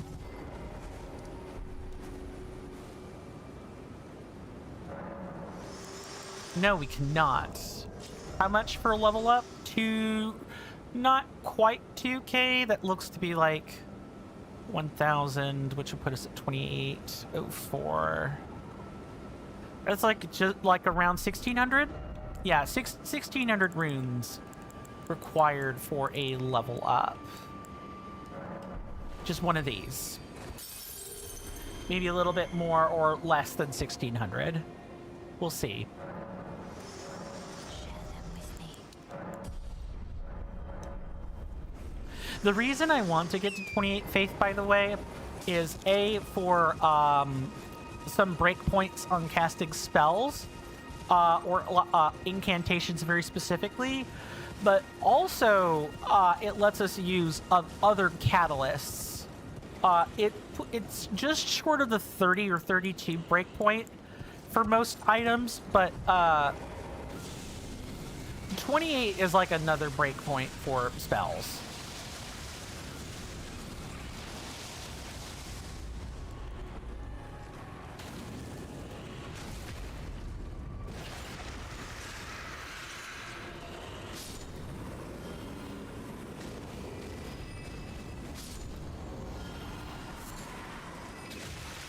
Nice.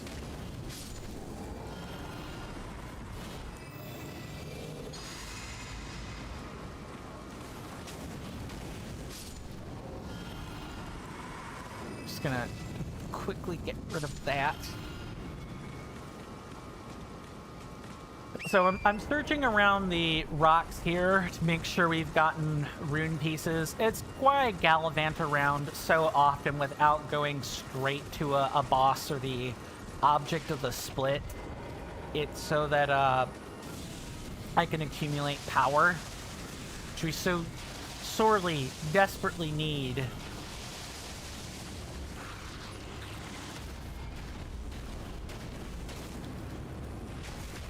And ought to do it.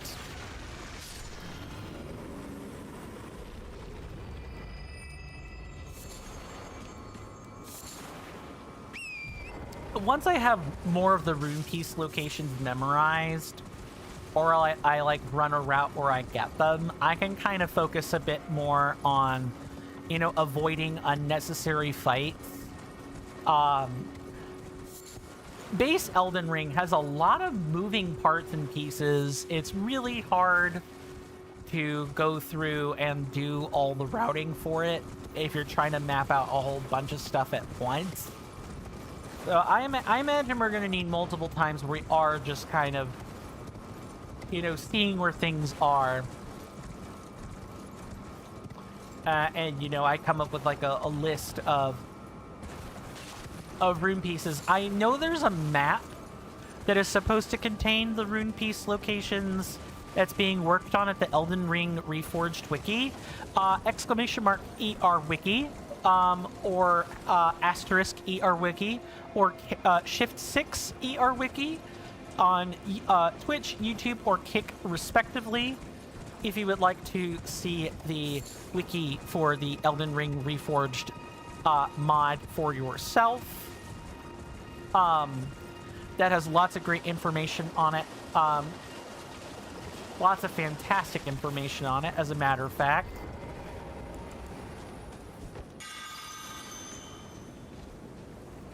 I believe this is one of the ones that teleport when you catch them or get too close. Just wanted to be sure I didn't do that.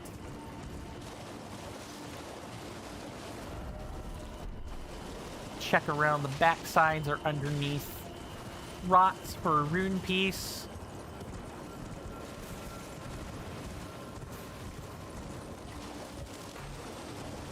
Okay.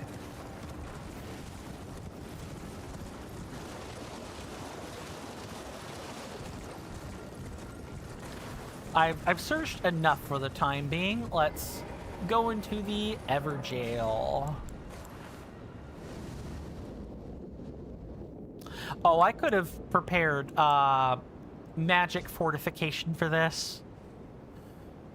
This shouldn't take me too long, but I will need to lock in while we do this. The guy does have more health than the usual ilk that he comes from. But I will see you guys on the other side of this.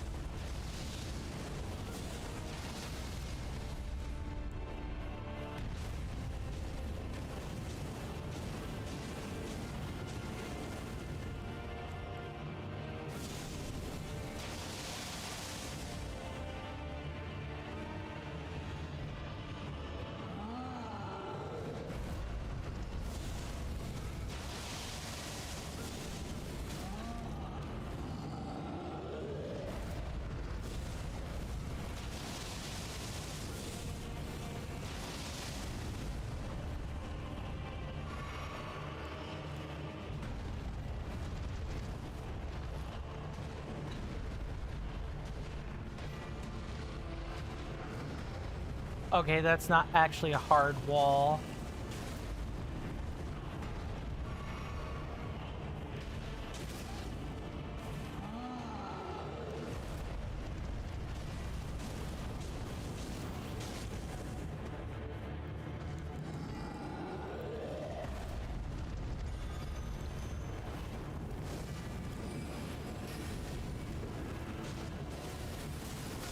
Nice.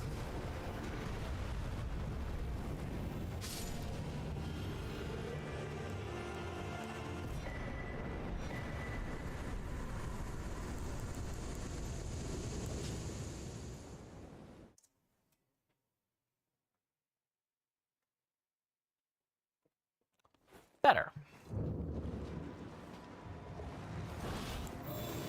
Let's heal up a little bit quickly before I die.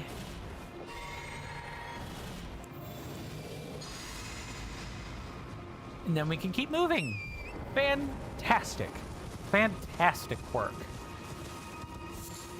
And now we get to one of my more favorite parts of not like the most favorite thing in the world, but something I do like.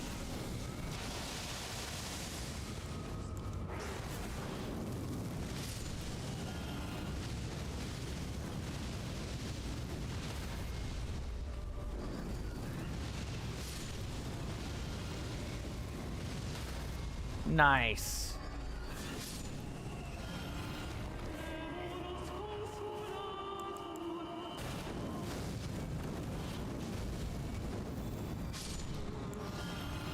Any other bats? There is a rune piece over there that I do desperately want.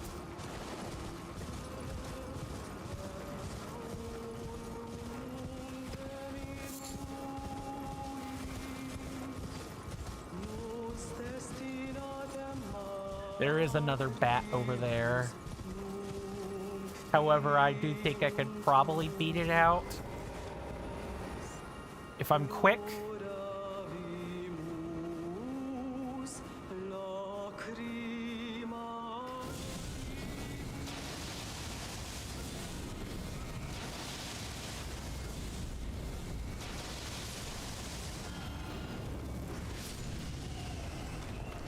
Wow. Pathetic.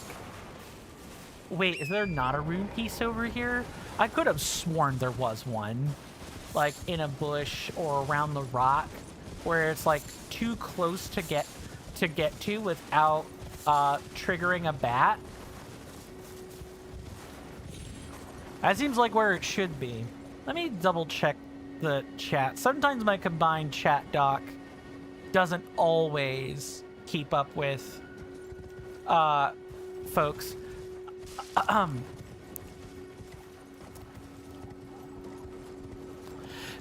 Here's a general question I guess I can ask folks. For those that are playing Elden Ring or, you know, have played Elden Ring before, okay, so it's here. I didn't need to kill this bat. Although, she did drop a lot of runes.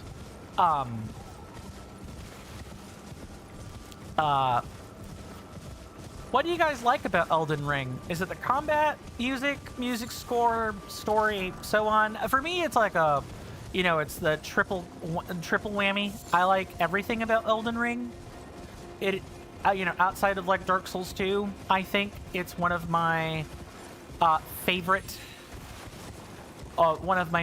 installments in this series. Even though there are some unfair fights in base Elden Ring, there are a significant number of unfair fights, which hold it back from being like the best game of all time in the series. I do think, I do think that it is hard to go wrong with Elden Ring. It's more accessible than any of the previous installments have been in their lifetime.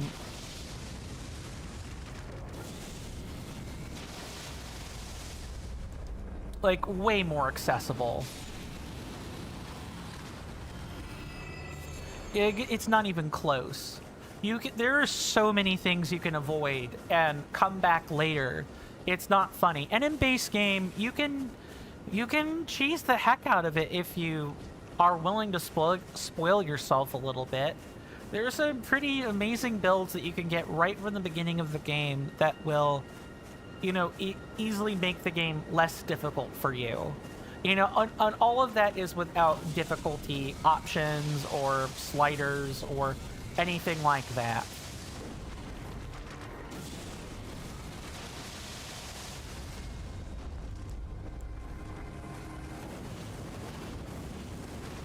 I hate rain in this game so much.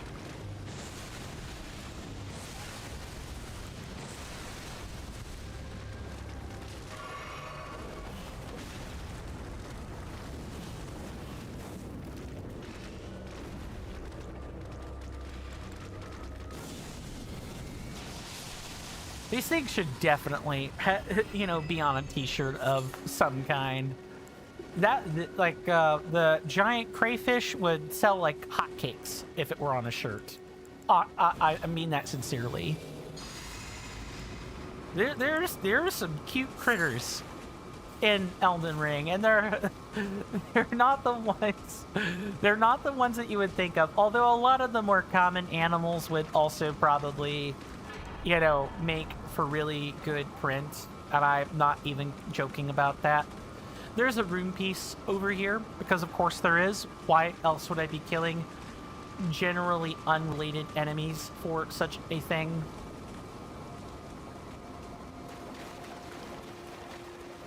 Yeah, this is it right here. Come on, I'm making noise. Notice me.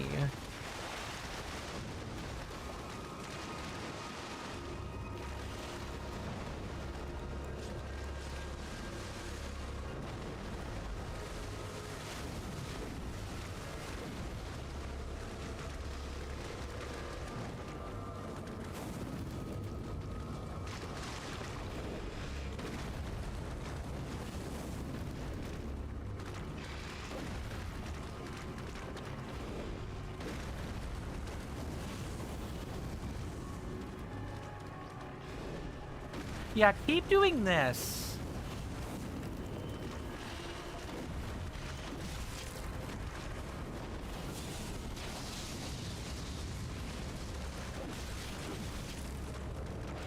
Okay, maybe don't do any of what you're doing.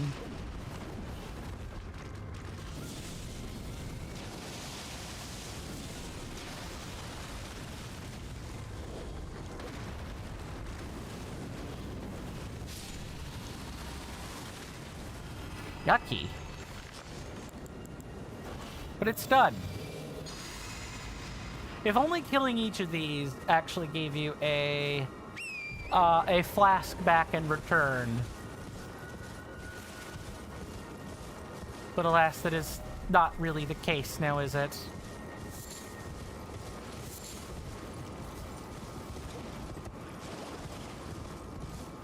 And I'm glad I checked that. That is definitely also something I missed in my previous, like, scouting. Welcome back, Mr. Jason. Good sir. I trust that the dishwashing went smooth.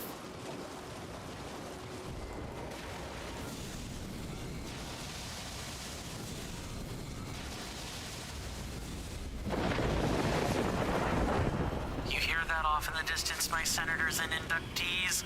That is an ad storm. In about 5 minutes, it'll blow over us, and then we can get right back to the gaming. Thanks. I really appreciate everyone's time that they've spent here. It means the world to me. It would also mean the world if you could electrify my algorithm by following my Twitch channel, subscribing to my YouTube channel, liking the video and or streams on YouTube, and even leaving a comment. Doing all of those things ensures that when I zap your feed with a live or a long-form content notification, you don't have to worry about missing any quality content. Thank you guys for hanging with me so far and for listening to that. It's the part of content creation I don't like, but it's what I have to do. You guys have been an amazing audience so far, and I look forward to more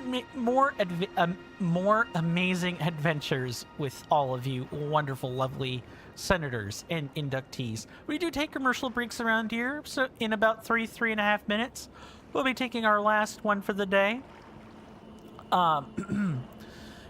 When that time comes, there will be a timer just to the left of where my webcam is on your screen, and it'll read for 3 minutes and 0 seconds. And during that time, ads on Twitch will be playing, and I will be getting up to take a stretch break, among other things. I highly encourage you guys to do the same, take a stretch break with me, but do whatever fits your fancy. Pass the time however you like. Regardless of how you've done so, when that timer reads 0 minutes and 0 seconds, I will have returned from my stretch break and we can get right back to the gaming. Mr. Jason says, alternatively to all of those options that have been shown, you can also subscribe on the red app and purple app, and then you'll achieve the truest parity. And you'll be out like $6. Do that at your own risk, is what I will say. Now, if I'm lucky... Oh, yeah, okay, I can do that. Do that right here, actually.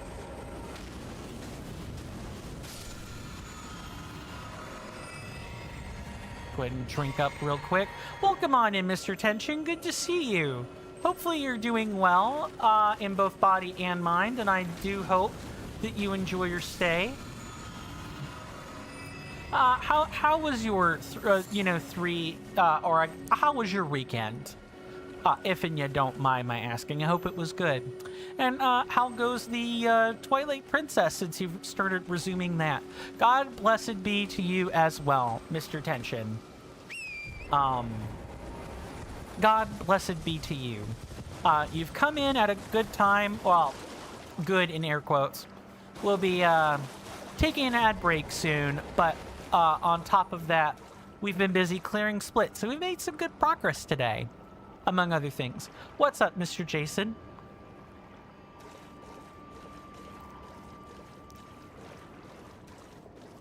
And while that's happening, I'm going to get the soft cotton ready.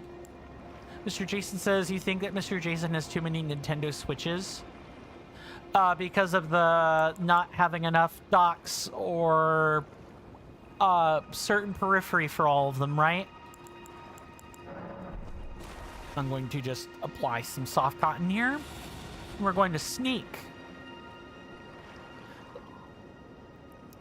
This is actually really cool. Part of me wants to demonstrate this, but you have to fight Smarag here for the key if you fail to get it when you sneak, which I think is cool. Normally you didn't have to do that.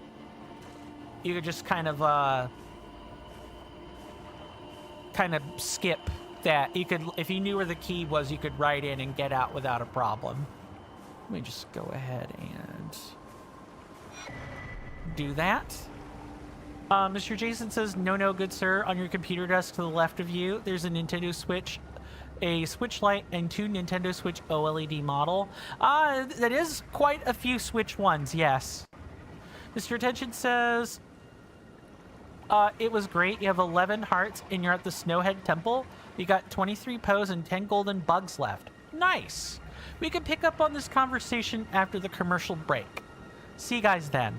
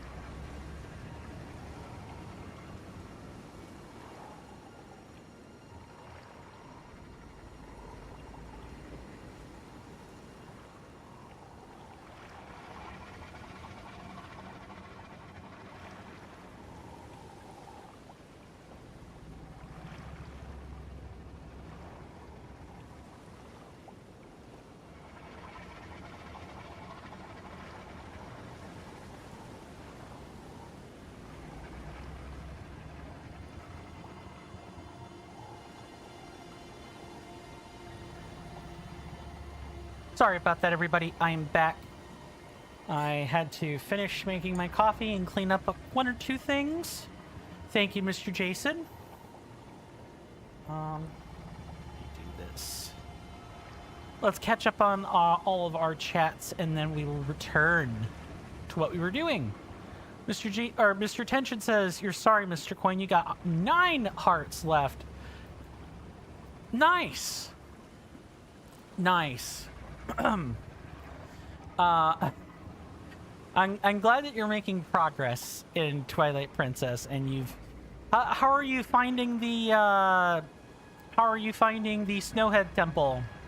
Are you finding it to be fun, or did you find it to be fun, or was it annoying? I've heard all kinds of opinions about Temple Number 5. People either really like it or they hate the living dickens out of it. Mr. Jason says, "Oh my god, a burger monarch." I know, right? I'm pretty sure this is the Olivinus or Olivinius. Yeah, I think it's the Olivinius monarch, to be very specific. Welcome back, Mr. Jason. Welcome back, Mr. Quaid. Thank you, Mr. Jason. Mr. Jason says, "You were quite brave to leave the game paused next to a burger monarch." Oh, I was brave for that, but we're not going to talk about the giant sleeping dragon. That's, like, not a thing that we're acknowledging right now. Okay. Mr. Jason says, how come the burger monarch isn't moving?" Oh, that's because he's dead. This isn't an actual real burger monarch. They're dead. The real ones, the living ones, are up there at Fantasy Hogwarts, at alternative Hogwarts, with 100% better story writing, better lore, and way better faces. Okay, that last one was unnecessary. All the actors for that franchise did fine. I was mostly just hamming it up. Mr. Tension says, "Mr. Coin, it's overwhelming, truly. You stayed up until 4 a.m. and still didn't beat it?" It requires a lot of backtracking, is what I'll say about Snowhead Temple. There's a lot of backtracking you've got to do. Mr. Jason says, "Well, actually, Mr. Coin, it's the Snow Peak Temple, if it's the Legend of Zelda Twilight Princess." Yes, it is the Snow Peak Temple. I'd forgotten the name, if I was being completely honest. Snowhead Temple is Majora's Mask. Yeah, look, there are 2 snow something temples in the franchise. People are bound to muck it up, and it was bound to happen at some point.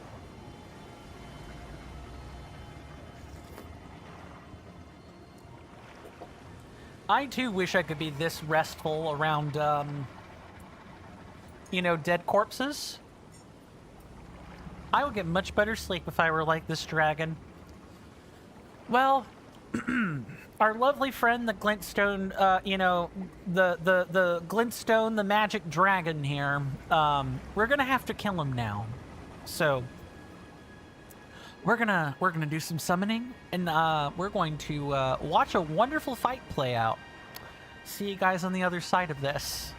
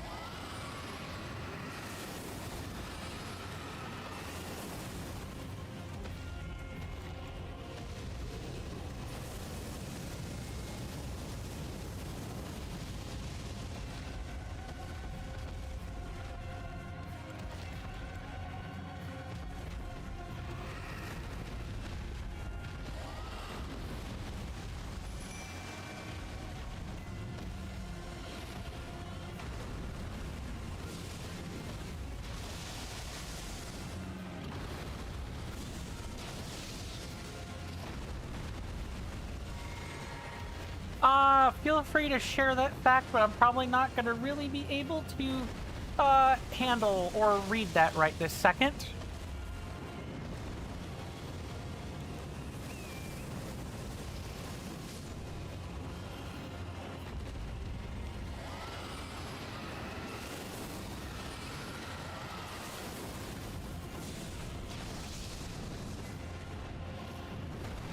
It probably looked too much like rock is what I'm taking that fact to be.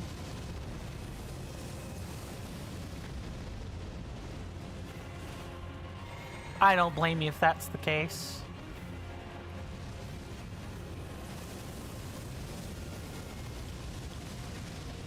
Oh, yeah, that's the... I needed to mount through Torrent for that.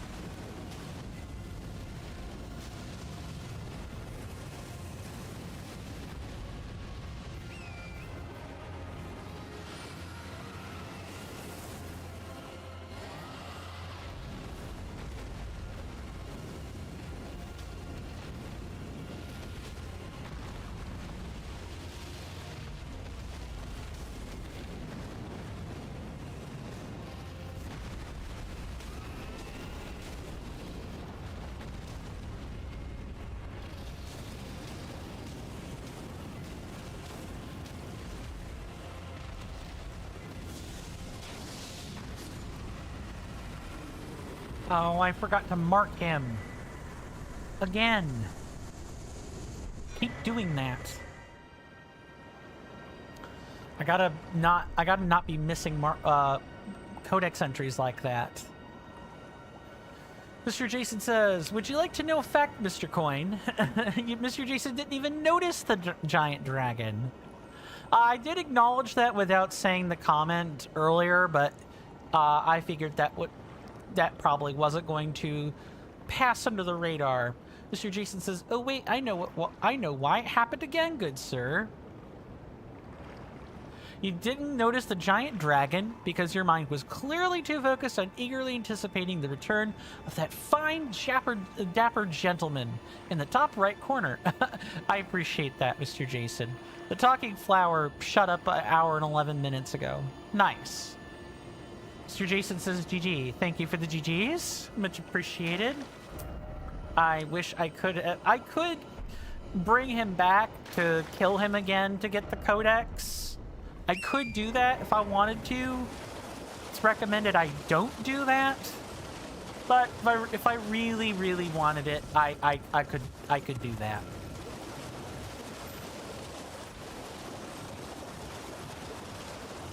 Thank you for the GGs, Mr. Tension.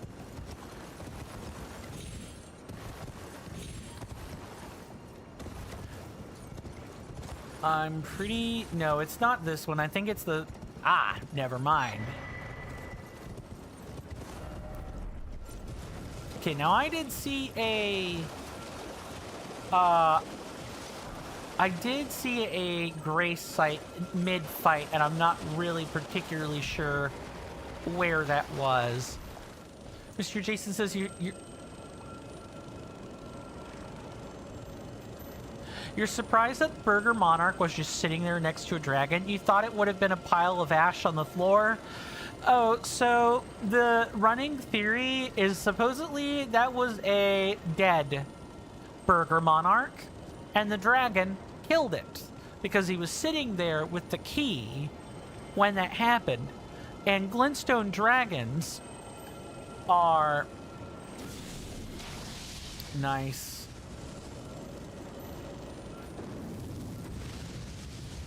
This bug will eventually stop moving long enough for me to deal with it. But here they give you... Here you are. As the dragon rests, the key is free to grasp. Brutish ones must snatch it from the beast's maw. You mean with the dragon it would have been burnt... It would have burnt the... burnt the Burger Monarch to a crisp. Actually, it likely would, if we were being completely honest with the lore around these things, there wouldn't have been a Burger Monarch there at all. Why is that? The reason they're called glintstone dragons is because they eat the glintstone sorcerers with the masks, with their stone masks on. And as they continue to eat the glintstone sorcerers, some of them also have glintstone cores for hearts too, by the way. You'll learn that later in base Elden Ring. But as they eat these sorcerers, they gain glintstone magic, and so these dragons, you know, gain glintstone abilities, their breath becomes magical instead of fiery, that kind of thing. It's quite cool, if I'm being honest. It's some metal stuff. At least it would be metal if it weren't for this is, I think this is probably what we were bumping into here. Maybe. Let's see if I'm right. Temple Quarter. Yeah, Temple Quarter. This would have been a nice spot to find the summoning pool and everything. Mr. Jason says, "Oh, Mr. Coin, you know how you could sometimes say the most random of things, good sir?" Yeah. What's up? Not spill coffee here.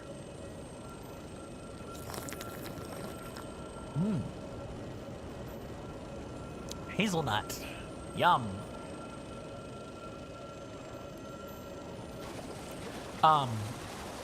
Mr. Jason says, in the original Spyro 2 game, the NPCs in the level Hurricane sound like SpongeBob.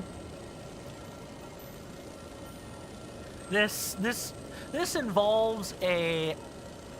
I don't want to... I don't think I can necessarily hear that right now, but I do want to at least look it up.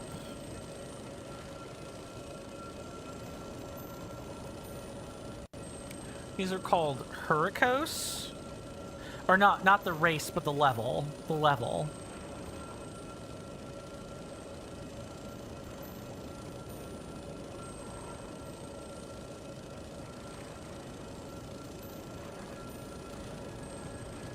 Now, are we talking about the remake, or are we talking about the original?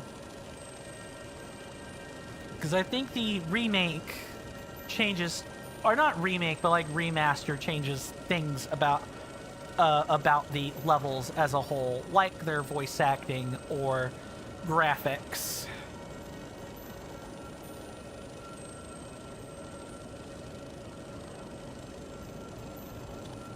Sorry, I'm looking through a wiki for some of this.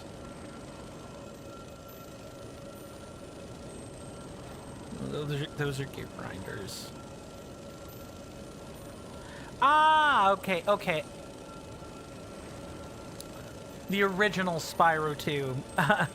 Yeah, I do see that. You did type that, good sir. Yep. Oh yeah, these things. I didn't realize they were called Electrols. I'm gonna be honest, there was like a Nintendo Wii game that I had growing up. And that's what these things make me think of.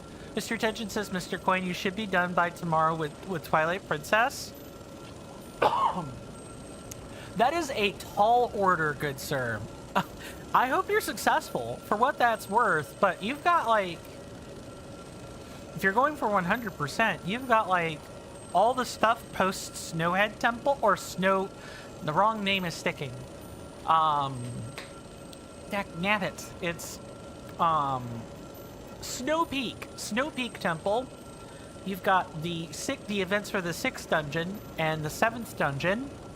And then you've got late game cleanup plus like the final. Oh no, I'm forgetting. There's like an 8th dungeon, and then there's the last dungeon. There you've got some amount of game to complete yet. I do hope you're successful though, because it's not like the late game gets any easier in Twilight Princess. From what I remember, it gets quite rough. Well, not rough, but like there's just a lot you have to do. You're very welcome, Mr. Tension. Anytime.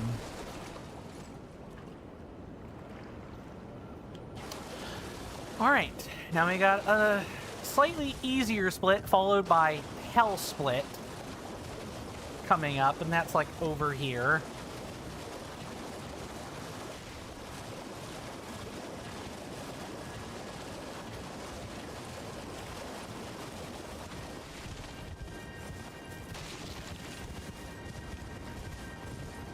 It should be right through here.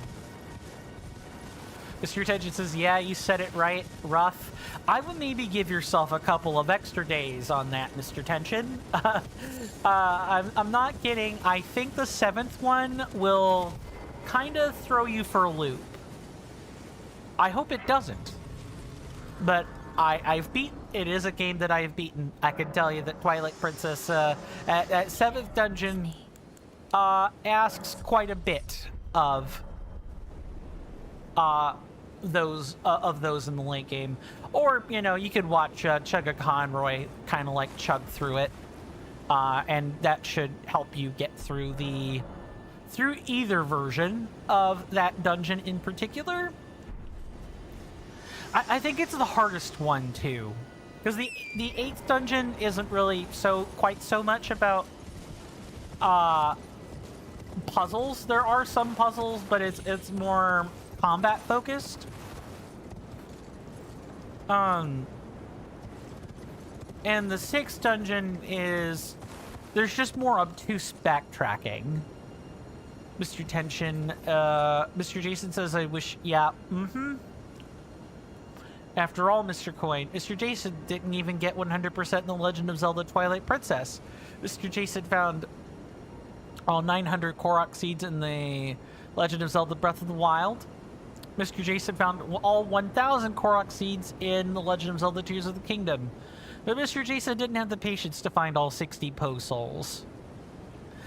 I mean, 60 is way better than 900, good sir. 60 is a far cry from 900. There is nothing, absolutely nothing, that it tops the sheer inanity of having to find 900 of the little buggers and getting nothing after the halfway point, other than a gold Cupid doll as like a trophy. Mr. Tension says, you haven't used no guides yet? I hear you, Mr. Tension. Good luck on that as well.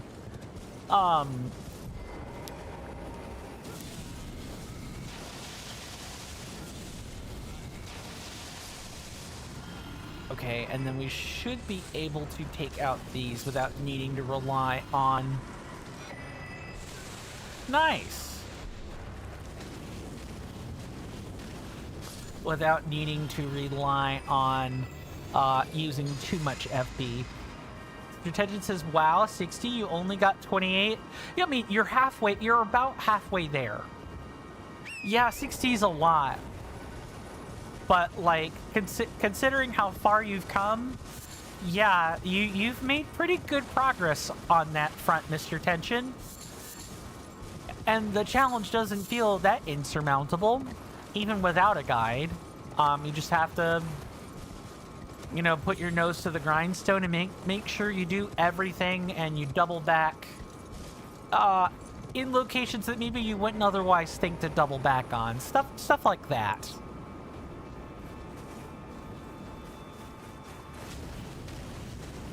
So this is kind of a... Mr. Tension says you have to wait until nighttime for the post to appear. That's a bummer. Yeah, well, it's also to encourage you to use the form. Mr. Jason says, if Mr. Jason recalls correctly, Mr. Coin, although you cannot remember the exact order, but there's the Snow Peak Temple, the Temple of Time, Lake Bed Temple. Nope, Lake Bed Temple is... So, if you're trying to remember the order, those are all dungeons. I give you that.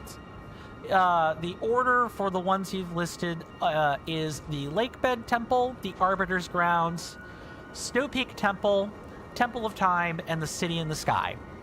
Yep. That would be 3, 4, 5, 6, and 7. The third, fourth, fifth, sixth, and seventh dungeons in that order. That is a lot of places to go. Gonna deal with you. Yeah, so welcome to our friend the Mausoleum Troll Knight. This is what he does.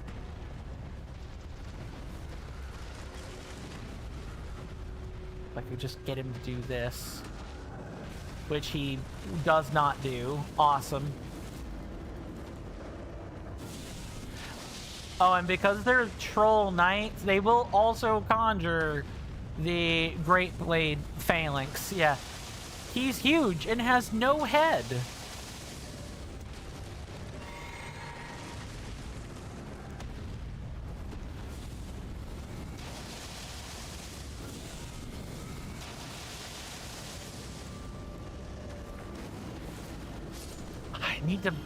I'm pulling into the bad hitless habit of not marking things because Mr. Tension says, Mr. Coin, you heard that Skyward Sword is longer? That's up next.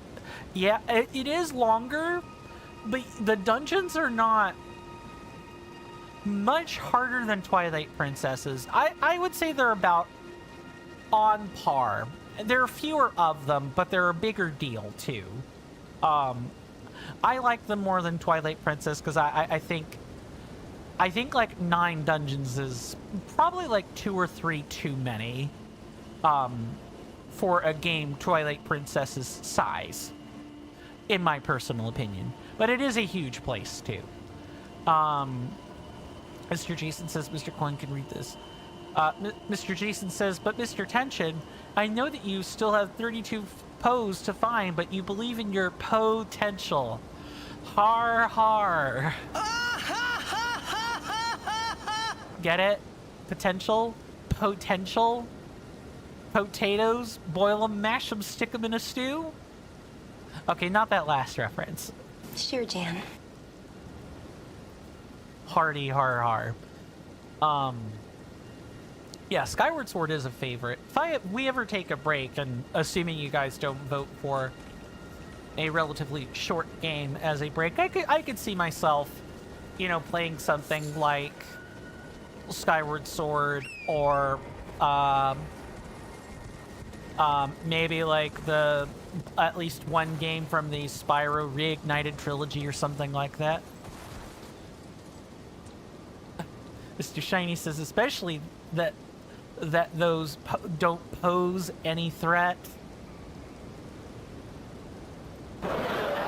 Good one, Mr. Shiny. Good one indeed. Very good one, good sir. I need to like lock the heck in for like a second and make sure we actually get a mausoleum troll logged in. Also, Mr. Shiny, thank you for the redemption, Mr. Shiny, as always.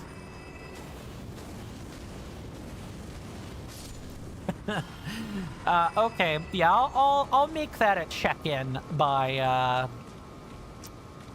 tomorrow, and I'll figure out what to do with that space. I guess I've been meaning to like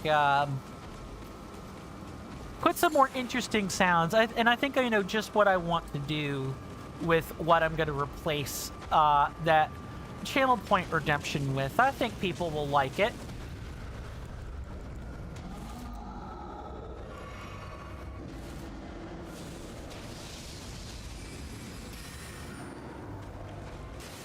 There we go. Gotcha.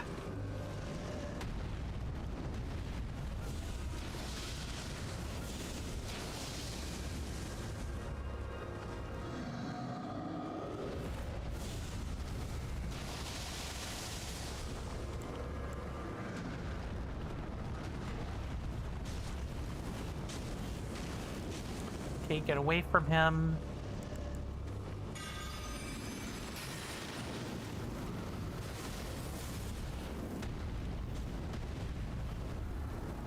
There we go.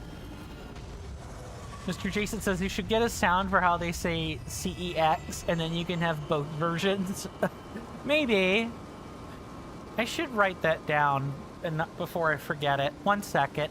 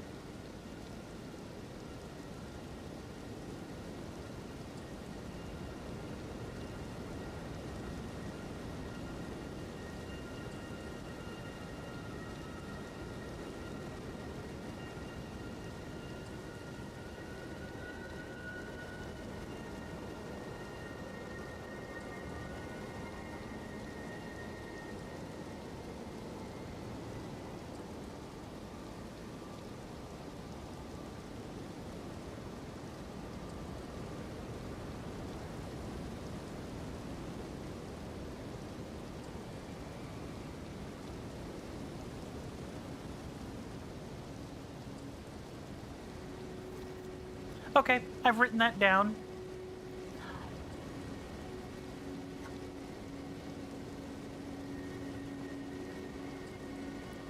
Can't let good comedy gold go to waste, and I fear my porous mind might forget that suggestion as well.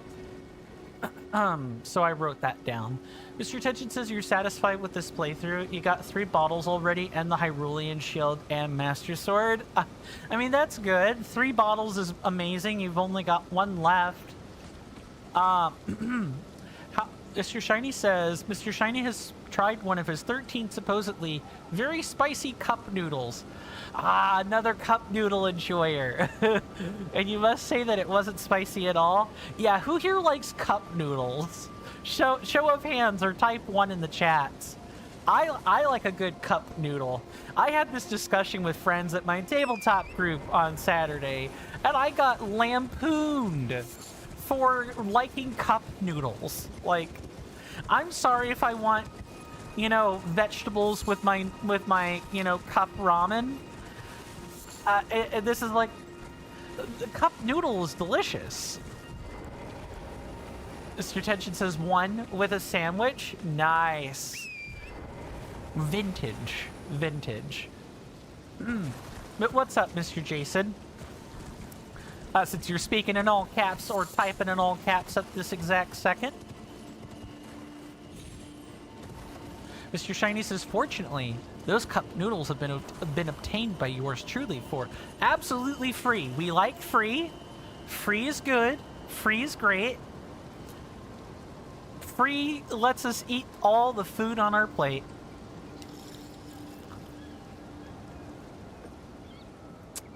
And free cup noodle is good. Now, of course, I've had basic cup noodle, and you know, that's kind of whatever. But the ones with like spices or vegetables, yes, delicious. I'd like to make myself a authentic cup ramen sometime. Mr. Jason simply must share a video with you. I don't think I'm going to be able to look at it, but I will at least see what it is.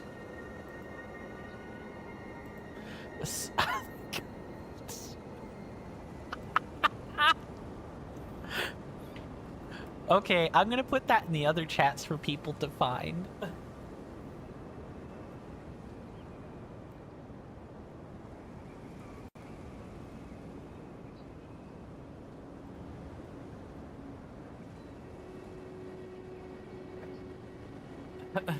Mr. Jason says we need that sound. So yes, we do need that sound. Absolutely. Mr. Tension says you love chili and noodles. I could go for some chili and noodles. Yeah, that sounds fine. I mean, my gut would hate it, but I'm gonna be honest. There's some things that are worth a punishment meal, and a good chili or a curry is one of them. I speak from personal experience for that. Mr. Shiny says, although not spicy enough for Mr. Shiny, the noodles were tasty and the content was nice and thick. Awesome. Mr. Jason says, upgrade your tech for less at sex. Oh, great. What flavor? What purported flavor of spicy was it, Mr. Shiny? If and you don't mind my asking. If you don't remember, that's also fine. But I am curious. I want to know because I'm a huge food person. Mr. Tension says, Mr. Coin, it tastes like spaghetti. Let me back up. When you say chili and noodles, Mr. Tension, do you mean as though the chili and noodles were mixed together? Like, in the same cup? Or do you mean, like, separate and you're eating, you know, from 2 different containers? Mr. Jason says, and some UK people are getting sex-related advertisements on YouTube. I bet that's making parents pop a gasket right now. I can totally see that. Mr. Shiny says, chicken and vegetable soup with chili powder. Sounds fine. Delicious. Mr. Tension says, yes, sir. Oh, so yes, they're in the same cup. Chili with noodles instead of, like, rice. I won't knock it until I try it, but that is certainly an interesting food combination.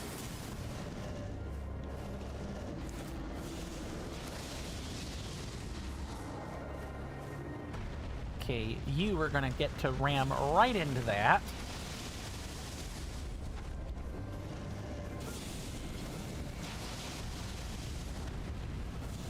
One second. Gotta take care of business. Gotcha.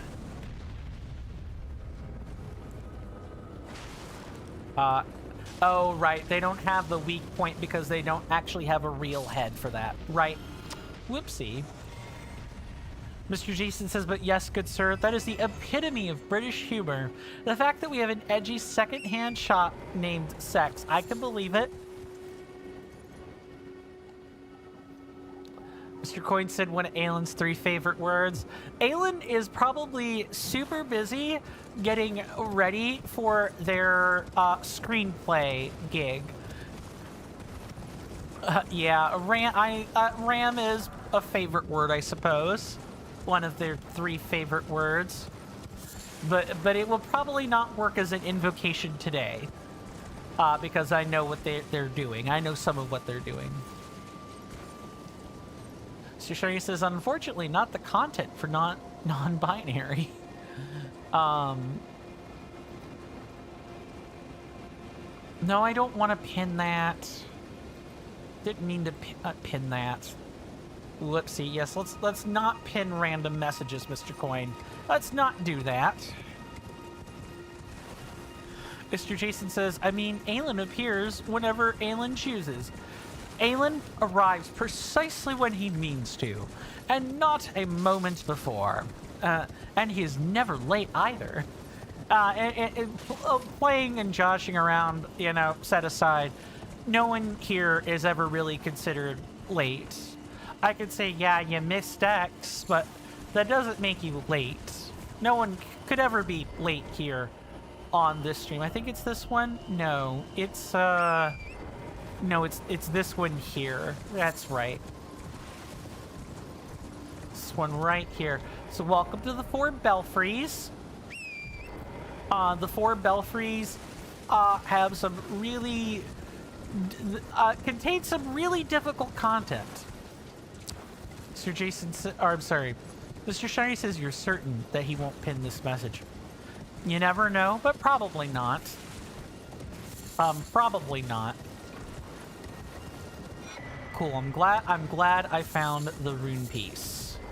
So before continuing any further, first we'll mark the split.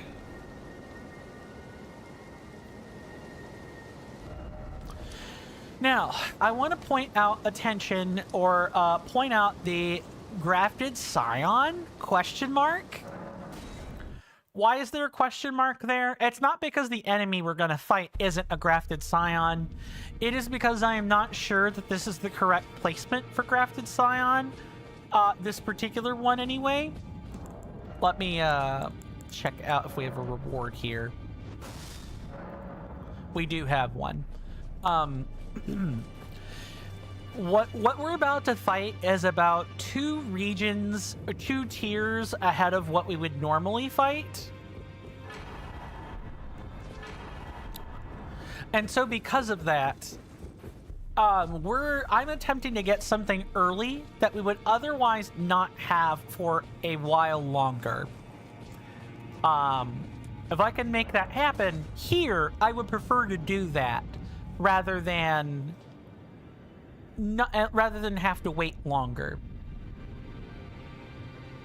Mr. Shiny says tension is rising both in-game and in chat.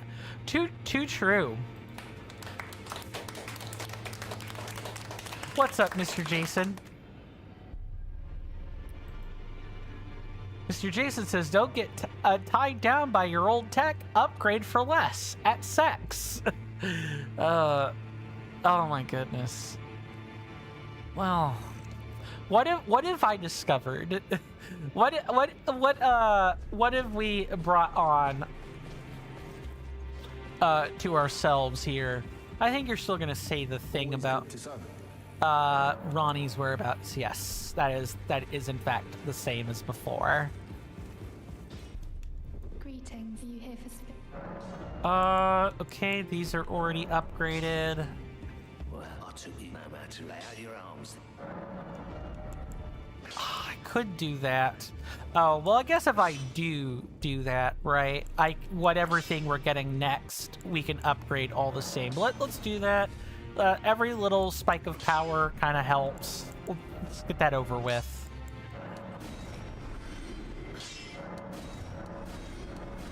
And if I can, I'm doing a mass sell-off now so that we can get as many level ups as possible for the fight ahead.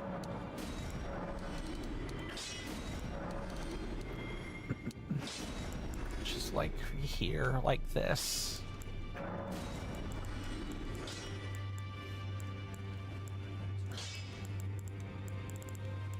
Ooh, I could sell those off. Yeah, actually, one way you can quickly make runes is to take your lost ashes and make a bunch of these. And if you at least get the level 2 versions, you can sell these for a lot of money. Mr. Jason says, "Oh dear, I just saw a video called With Gear, replying to your comments on subject redacted. Oh yay, so some people are going to be arrested. At least you guys are arresting people. Yeah, at least you guys are arresting people. I would love to say the same, but we're not arresting the people that are politically inconvenient right now. That's about as much as I want to say on the subject matter at hand." Mr. Jason says, joking of course, "The UK, from what you've seen, isn't nearly as bad as the news says." I agree. I agree. I think a lot of people just get captured by the news, by news cycles, and they lose their heads. And in fairness, you know, with the stuff that is on the news, I can't blame them. I can't blame them in totality, because the stuff that's out there is hard to watch.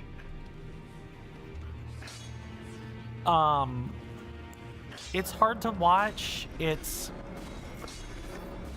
takes everything that we thought we knew about life and just chucks it out the window for like the last 30, 40, 50 years. It's not fun.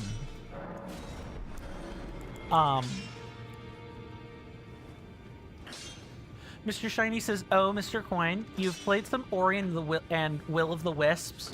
Oh, I've heard that's a good game, and you're absolutely amazed with how agile and nimble the character is. Nice. It's one of the ones I've been keeping an eye on. I don't have access to the game, but I do have some friends that have it. If I ever do get around to playing such a title, I'm sure I could set up to have like the... I could set up to borrow that from them." Mr. Jason says, "You profoundly believe it to be freedom of speech, but not freedom of consequences." Absolutely. You firmly believe that still applies in America. It does, with an asterisk. It does with an asterisk, is what I will say there. And Mr. Jason says, "You've always been nice to people." I believe that. I believe that. And if people are being mean to you, you just move yourself away. Smart man, good answer. Smart man, good answer. Let me undo that enhancement so I could get more bang for my buck, which would be right here.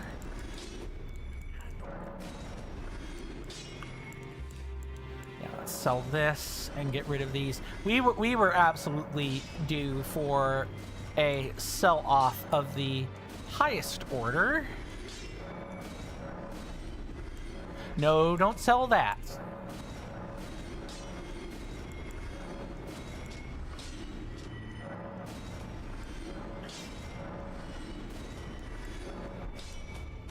Don't sell any of those. Those are all kind of supposed to be there.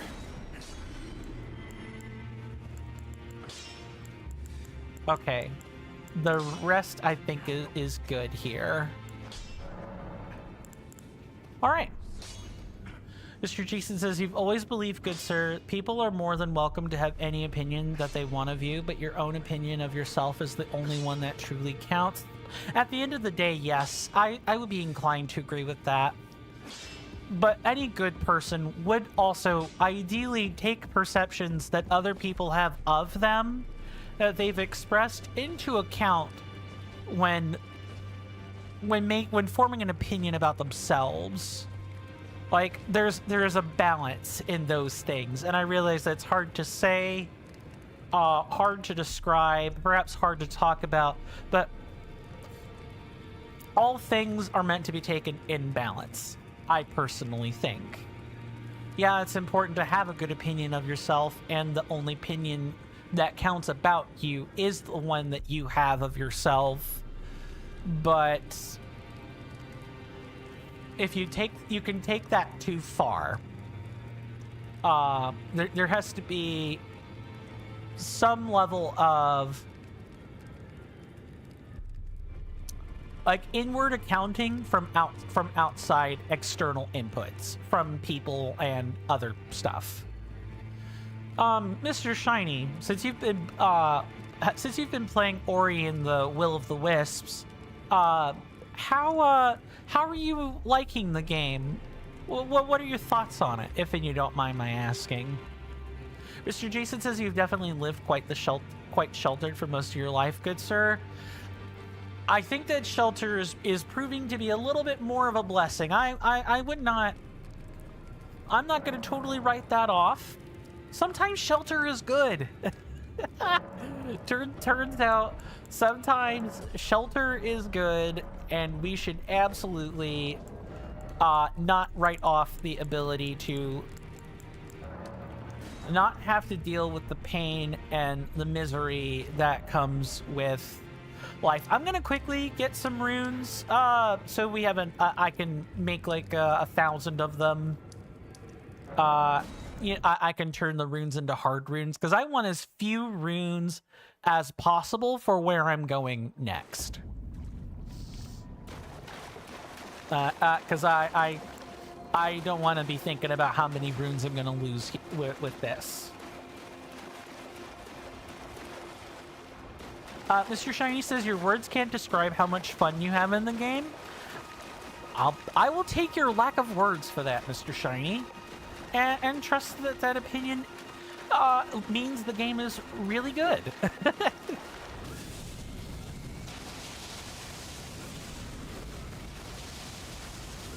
Oh, come on.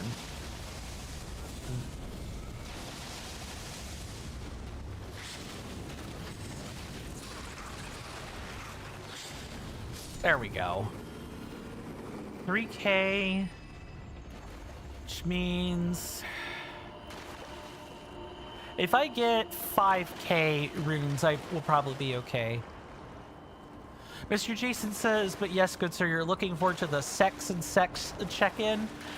I'm probably going to make the individual one a check-in without CEX, but what I will do is I will make a Rolodex of random sounds and probably put both of those in there and maybe make CEX off to the side by itself for a little while so people can redeem that for themselves. 300, okay. Mr. Attention says, Mr. Coin, what did you miss? You were on the phone with your mom. No worries. You didn't miss much. We just sold off a bunch of stuff and then leveled up some stats. That's really about it. And before I'm going where I'm going next, I'm gonna be farming a few runes.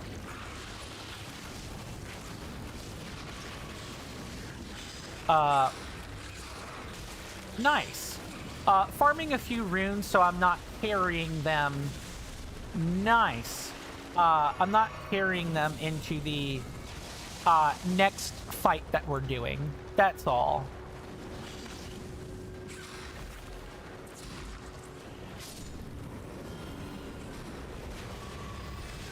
Nice. I love getting slapped by random things. This is gonna cause me to go over my rune count for sure.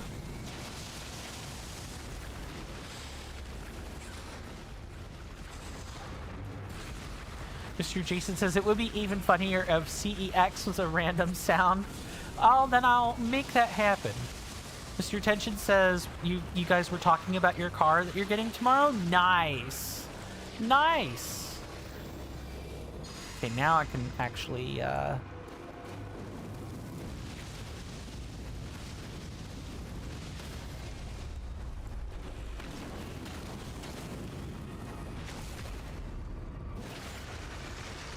Is it like a... I'm not going to ask for make and model, because that's like too identifying, but is it like a car? Is it like a bona fide car? Is it a truck, an SUV? Like the basic kind of car that it is. I'm curious about that. 64. I need 600 rune. No, I'm sorry. I need 1,100 runes worth of kills, which I think I might be able to get if I do things this way. Mr. Attention says it's a sports car. Wow, that's awesome. I'm looking forward to hearing about your exploits with the car. That's awesome. My dad had a Mustang. I don't think it was ever a sports car, but I do think it was pretty close to one. Mr. Jason says, hold on. Oh, Mr. Coin, I know why Mr. Tension will complete the game better than you, good sir. Because the good sir has even better attention to detail. Good one. You're very welcome, Mr. Tension. Anytime. Mr. Tension says it's really just for your music artist. Gotta spend... Wait, I'm not quite parsing that statement. I understand what the words mean. It's really just for your music artist. Gotta spend a lot of money nowadays. So are you saying you got a girlfriend, so it's just for business? Understood. That's making a lot more sense now. Thanks. So it is a... And congratulations on the girlfriend. I hope that relationship is prosperous and fruitful, among other things. I actually need 10k runes now. It's kind of crazy how far off the mark I am. I hope the relationship is successful. Because I hear so often about, you know, relationship issues with...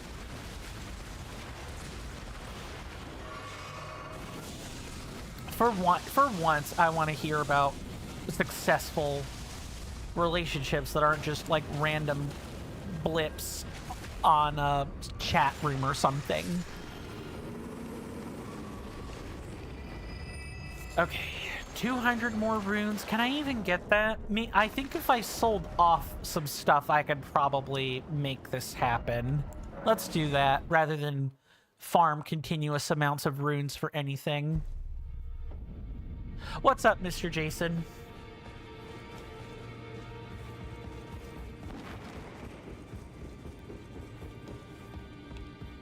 Oh, let me also, while I'm at it, get the correct gear.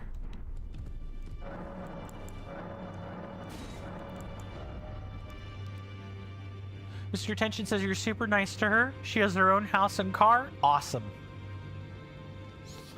Less dependency. That's a good thing.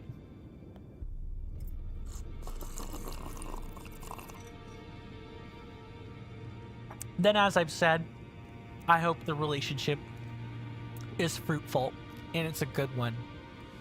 That you don't hear that many tales of successful relationships these days, because that's not what makes internet attention. What makes internet attention is, you know, red pill, pink pill content with, you know, the girlfriends and their purity tests and the boyfriends and their unreasonable standards. Mr. Jason says in the subreddit r/shite Americans say, you have to laugh. Some of the not nice Americans called Europeans Europors. Wow. Well, they certainly make up the American poor, I'll tell you that. That's just a comment completely devoid of class or grace or goodwill. Gross. Well, Mr. Jason considers themselves British and not European personally. Mr. Jason can't be that because even some Americans are gobsmacked by Mr. Jason's hotel chocolate purchases. Yeah, I mean, some people are well off, and that's a good thing. People would kill for financial security today. You're very welcome, Mr. Tension. You're very welcome.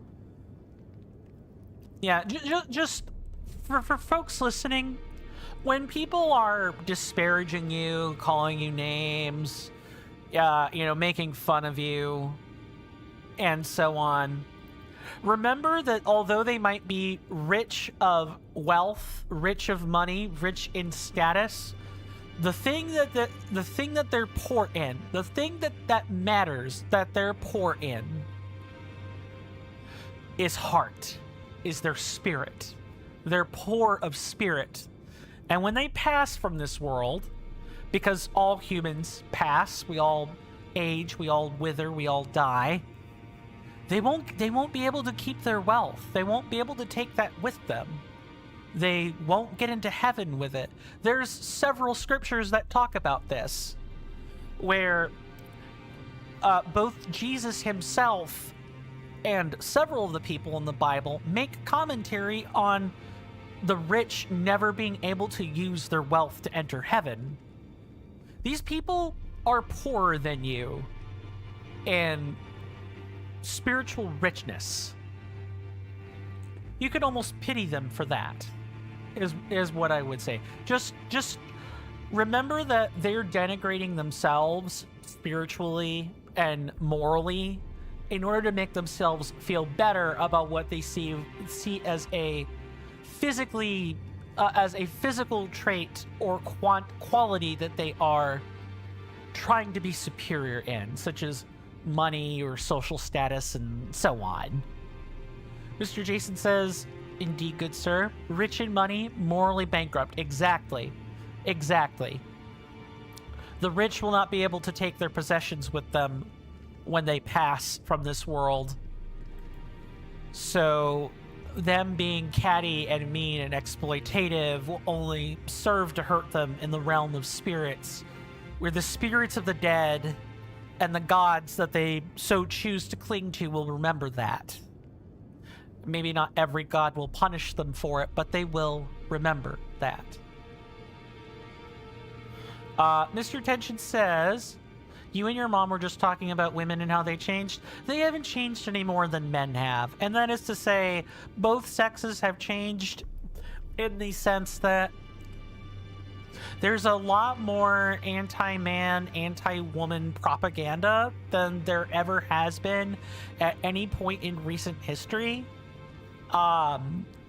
Like the world is some parts of the world are getting ready to backslide on human rights at a level that we have not seen before. And it would make the feminists weep big time. Mr. Jason says, "You think that you might have passed away 7 months ago, good sir.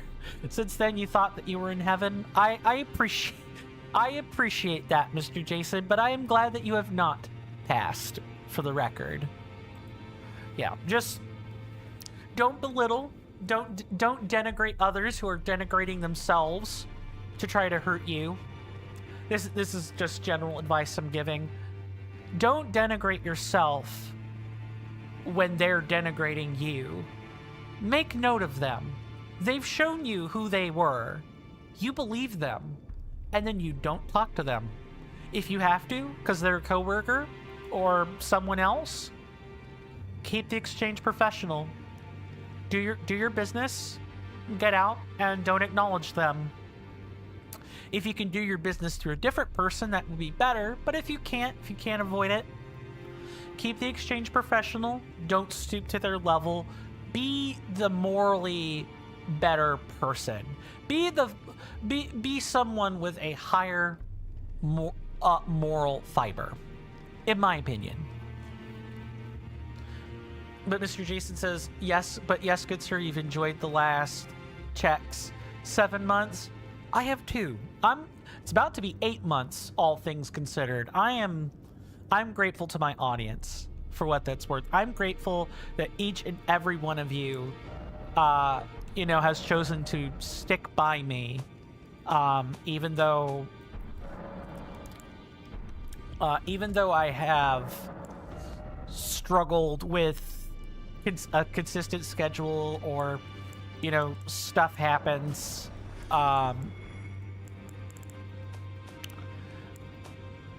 I wish I could properly express the emotion I'm feeling into words, but I'm thankful that I'm thankful that people stick by for that. I think I can get rid of one of these. Oh, I should just sell materials. What am I doing? That would be here. What can I sell here?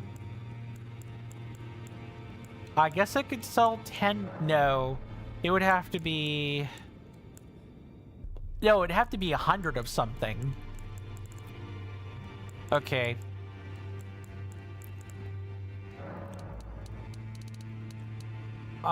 Nope. It's 10. It's 10. It's 10. There we go.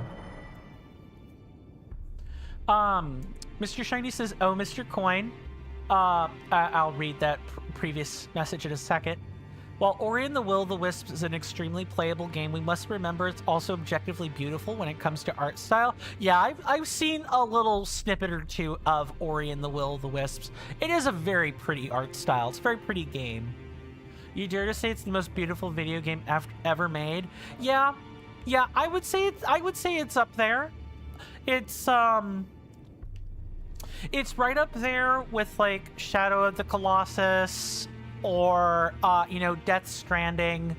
Those kinds of games. They're all very memorable games for a different, you know, reason. Very different reason. Mr. Jason says, "You're used to inconsistent schedules, good sir." I try not to be inconsistent, but I appreciate the understanding. Mr. Jason says, "You just look forward to whenever they do go live." I try to be consistent for myself. And I thank you for that, Mr. Jason. I try to be consistent as much as I'm able to. I try to put out content because as often as I can, you know, flood the system. But at the same time, I'm also trying to put myself out there more in non-content avenues, because I know that is what's going to drive, you know, growth on platforms. I just don't also want to contribute to the absolutely wretched state of social media. It's very hard. I have to play the game, but I'm resisting doing that, for better or for worse. What am I doing? I'm like not. I'm not doing out what I set out to do, and I need to fix that. Okay. So I'm gonna at least show you guys, because I know we're over stream time. This would normally be when I call it. I do at least want to show you guys the difficult split and why I am not particularly sure. Why I am particularly sure that, you know, this is something we do now as opposed to later. You guys will see what I mean when we actually fight this particular crafted scion. One thing I am going to do is I'm going to downgrade my fortune. Because for the spells that I have to bring in, I can't afford the feedback damage that comes from what I'm about to do next. Because the way that the adherent fortune works is you get successively stronger casting spells of the same school, but if you're not careful, you can cast too many spells of the same school, and you'll start taking feedback damage to yourself equal, and it's based on the level of the spell that you used. So the more expensive the spell, the more the feedback, you know, damage is going to happen. And I don't want to die because I killed myself in this game. Mr. Jason says, oh, Mr. Coin, one of the most important things to you is that you're someone who, if people are willing because they have to be willing, can be trusted with anything sent to you. For example, good sir, a friend of yours sent you a photo of a package that they were waiting for. The first thing that you sent was, nice. But did you know that your address is visible? And they said, oh no, I didn't realize. Thank you. The internet needs more people like you. I would endeavor to say that, good sir. More people that are willing to look out for another human being. Mr. Tension, I realize I just missed this. Mr. Tension says, you're keeping the one you got for sure. I hope she feels the same way about you. I hope you both keep each other. Oh, I forgot to grab the stone sword key. Of course I would do this. I gotta go grab that real quick.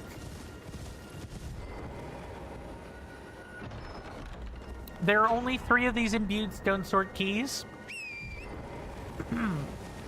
And there are only 3 belfries. That's what these unlock.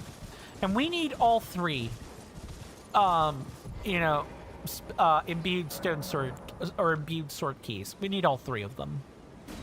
One of them you get right for coming here. The other 2 I think are locked behind something complicated. Precipice of anticipation. Okay. Mr. Jason says you're holding a lot of secrets for people because you love that trust. And you like being a guardian of that trust. Yeah, I totally get that.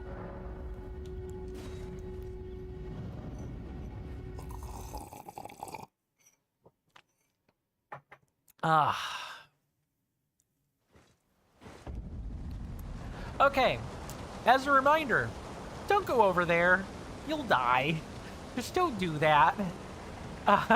Where the nascent butterflies are, yeah, you'll die. Don't do that. This is also a fight that we don't have any means of summoning for. We're just stuck doing it the good old-fashioned way, like in Dark Souls 3. Now, I'm not going to make infinite attempts at this. I will make one, and if we succeed, cool. If not, okay, we'll come back to this tomorrow due to time, but the sky is rough. The sky is rough. I'm gonna do one last check for messages. I don't see any new ones on any of the apps, so I'm gonna lock the heck in, and you guys are gonna see what I'm talking about when I say that this particular fight kind of sucks. See you guys on the other side of that. Oh, I guess I should swap this out too, huh? I guess before we do that.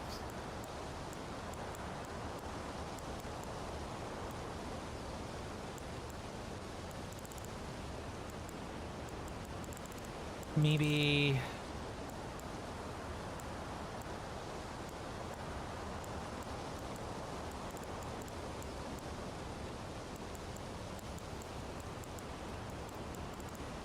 I'm sorry, I'm just thinking about... I actually didn't even consider this choice that much before.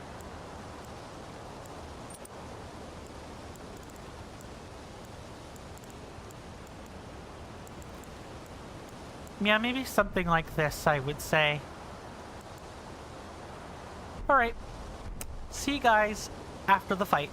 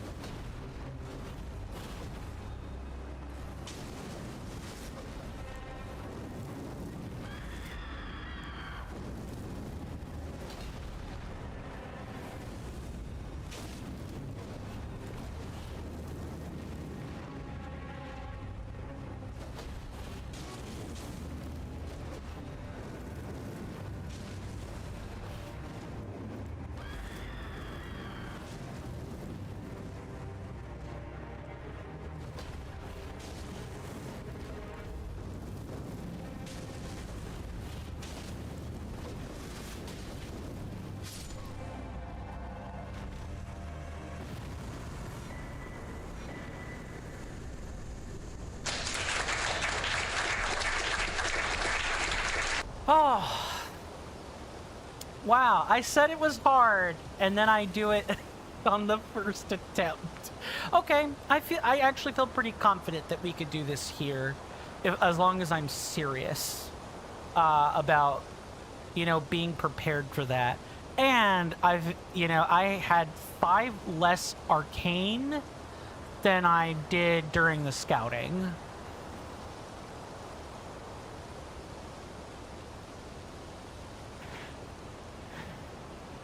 Let me catch up with all of this, and then I will do some ancillary tasks before calling it a stream for the day. Mr. Jason says, Mr. Jason felt good today. Good, sir. And one channel where you're a moderator? Shaka. Tell me about it. You were discussing your Discord with the streamer who you have visited a number of times, and you said you wish that you could describe your Discord without sounding like a bot. And one of the moderators, you're not fond of this person's moderators, as one of them was a bit offensive to Mr. Jason the other day, to the point where you blocked them because you said, I have made a luxury resort, referring to ACNH, and they pathetically made a owner of said disgusting island comment about you, so you blocked the disgusting individual. And then the other moderator said today said, I'll be real with you, you sound like a bot. So you just calmly said, you're clearly not a bot, and I've been here enough times that the streamer name knows that you're not a bot. And said that is all that matters, with all due respect. And the streamer agreed with you, so you successfully shut that second idiotic moderator up. You don't assist 55 people to be mocked by a moderator that isn't professional. Did they get unmodded? Is that something that happened? I feel like someone would have been unmodded after making comments like that. No offense. No, sadly. Sadness. Can't be helped, though. Can't be helped. Okay, so if I remember right, there's I mean, at least they got their comeuppance. Did they say any more vile comments after that, or are they just, have they not shown up? Have they decided not to play ball, as it were? They shut the hell up after that. Nice. You handled yourself pretty well. And yes, good riddance. Thank you, Mr. Tension. I'm glad you think so.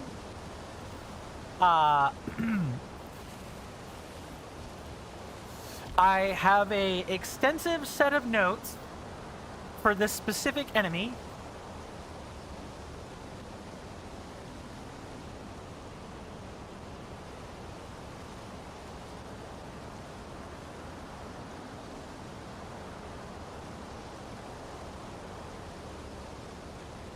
It should be right here.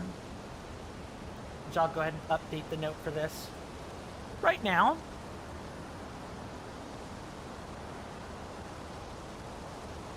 If you guys want to see these notes, for the record, feel free to type in !ERPath. That should get you the command, or that should get you the hyperlink to the routing notes. If not, I'm sorry, on YouTube it'll be *ERPath, and if it's on Kick it'll be Shift6 ERPath. I put all my route notes on there. We have not even hit a quarter of the game. We have not even hit a quarter of the game, and we are up to 95 pages of notes, everybody. 95 pages of notes. I can't tell you how strenuous that is, typing lots of notes. My hands hurt some evenings after I'm done typing what I have path found ahead of for. Mr. Jason says, but yes, good sir, you don't build the TCC and do what you do to stoop to the level of the person who shouldn't be a moderator. That's fair. Oh, I forgot about this rune piece as well. Mr. Jason says, the thing is, good sir, those two moderators, they're not even close to the same standard the standards that you have with the TCC of checks and balances. Of course. Okay, I feel like I need to jump that. Ideally without dying. I have to go back and get this on the scout file. That's how much I've missed. It's like this here.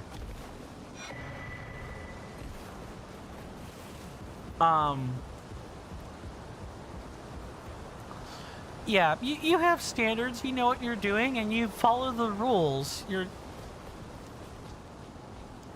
Mr. Tension says that's crazy.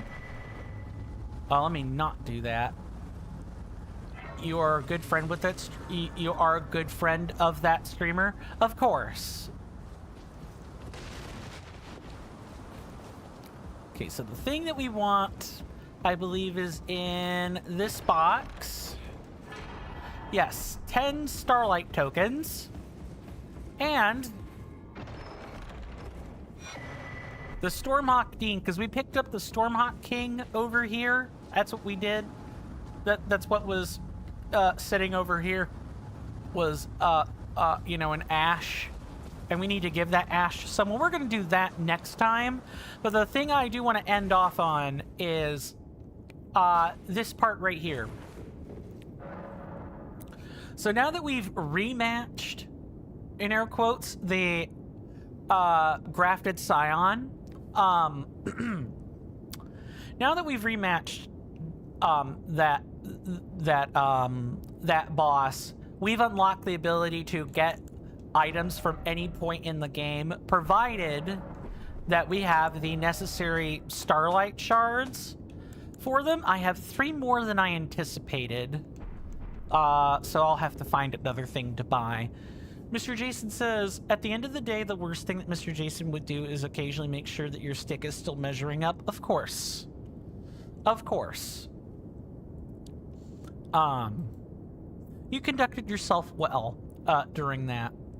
But there are a couple things I'm gonna get. One of them is weapons, and I believe weapons are 10 tokens. Everything has an exchange rate, depending on what it is. Weapons cost 10 each. Armor is 2 or 3 per piece, depending on what it is. Talismans are 10. Spells are 6. Ashes of War are 8. Any Spirit Ash is 10. Any Crystal Tears are 8. Cookbooks are usually 2. Yeah, these are all 2. Other items, it depends. I don't recommend spending your Starlight Shards, for example, on Substance. Even 200 of them. You can grind all of these things for free without that. Fortunes or hues you can unlock some different way. Oh,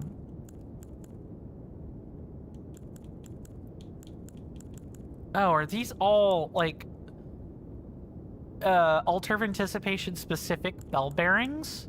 I'm not 100% sure. Mr. Jason says, oh, many, many years ago, before you even had the TCC, you were still a rather professional, good sir. You were just watching a stream and discussing something when this power-tripping moderator tried to start an argument with you. You put your point forward, and they did eventually apologize to you. But you weren't happy with that person's second moderator also saying your finger is above the ban button, as that is overreach. I agree. That's someone getting a little bit too Reddit mod hungry for Twitch chat. Yucky. Mr. Jason says Mr. Jason wouldn't ban unless it is an obvious spot, or the streamer gives the command, right? Those are the only 2 instances, good sir. But the thing we want to buy while we're here, I figured as much, good sir. The thing I want to buy is the second bested show, bested slot seal or weapon catalyst very specifically as soon as I can find it. Right here, Vare's Bouquet. This thing is cool. It strengthens Blood Oath incantations, which we're gonna pick up one night, way earlier than intended. This thing has, without boosting, I want to point this out. This thing without boosting has 208 spell scaling. I'm sorry, what? I've barely gotten up to that with a +3 or +4 upgrade on our seal that we're using right now. This thing is cracked in how good it is. Mr. Jason says it sounds a little silly, but the best streams are the ones where moderators don't even have to lift a finger. Yeah, I agree with that 100%, Mr. Jason. Mr. Tension says, Mr. Coin, you didn't know that it was a complaint when someone said you need to go outside and touch some grass. It's a complaint. It's also advice. It depends on how it's said, mostly. But when people mean it, they usually mean it to say, this is way too deep. This isn't that deep, bro. Go outside, touch grass. Sometimes that's the correct thing to do. Sometimes that's a mistake. Oh, no, I got exactly 2 spells. Okay, no. We're good here. We're gonna pick up Blood Moon. And the other one we're gonna pick up is Frenzied Burst. These 2 spells are gonna be amazing. I can't wait to show them both off next time. Mr. Jason says, since you like that streamer, good sir, you might encourage them to join your organization, make a request, and add them as a friend on Discord, and then give their 2 moderators a dressing down, because those 2 aforementioned moderators are quite frankly disgraceful, especially likening you to the disgusting person on... Oh, wait a second. I'm sorry, I just realized... I thought this was a different person. You mean the Forbidden Island, Mr. Jason? I'm sorry, that is not an accusation that you point at someone lightly. People sue over like that. I censored the curse word there. That is not okay. That is a violation of terms of service. They need to be reported for that. If something were to come out and it was based about you, and it was based on a phony, false accusation, you could take them to court for that. Put the fear of God into them, Mr. Jason. That is what I think you should do. And maybe people will learn that before they use the PDF word, or they make comparisons to, the forbidden funny man on his luxury island with a mansion that was provided to him by a different millionaire, maybe they will learn not to do that. That is libel. That is defamation. That is wrong. Period. If I were there, I would have excoriated them into the ground or issued a report.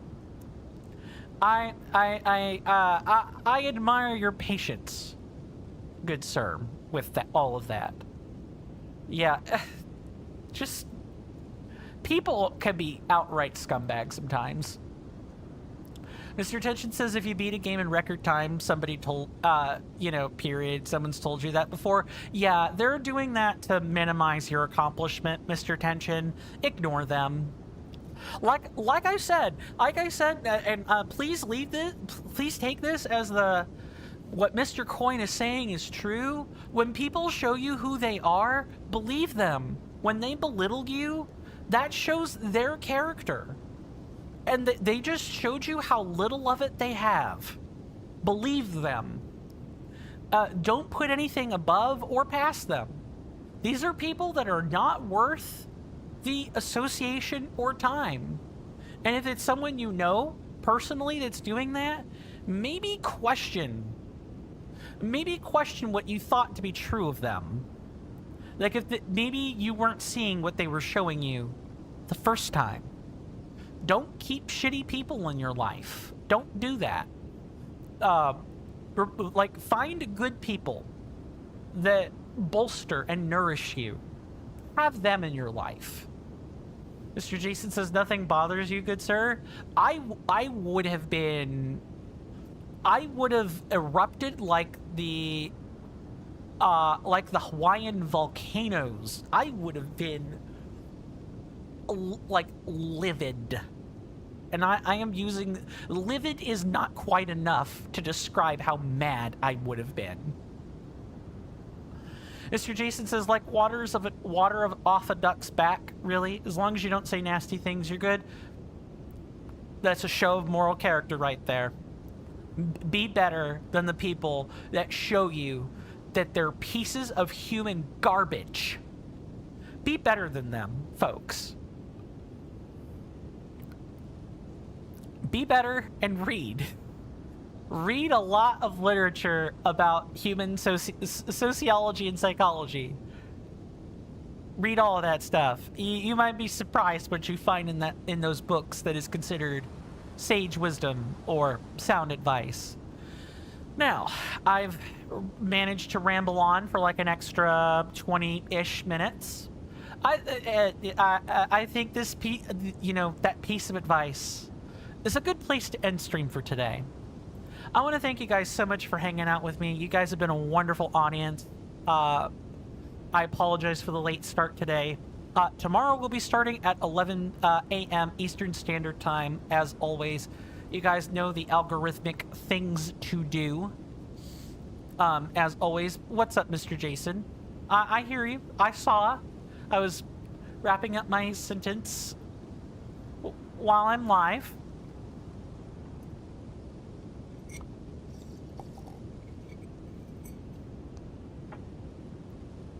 You got the evidence via a screenshot? Oh. That being sent on Discord. I take it, good sir.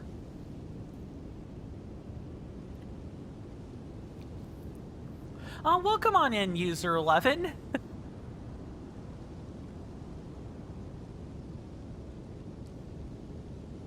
Okay, yep. I'm cracking open the Discord.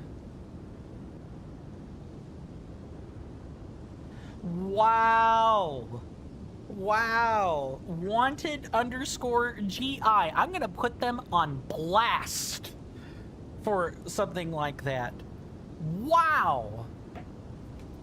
If you guys see that person on Twitch, avoid them with a 10-foot pole or preemptively block them for saying things about a random person like that. About another person. That's gross. But good to see you, Mr. User 11. Can you ban them here, good sir? Yes, you may ban them preemptively. I don't want that person here. I don't. You're very welcome, Mr. Tension.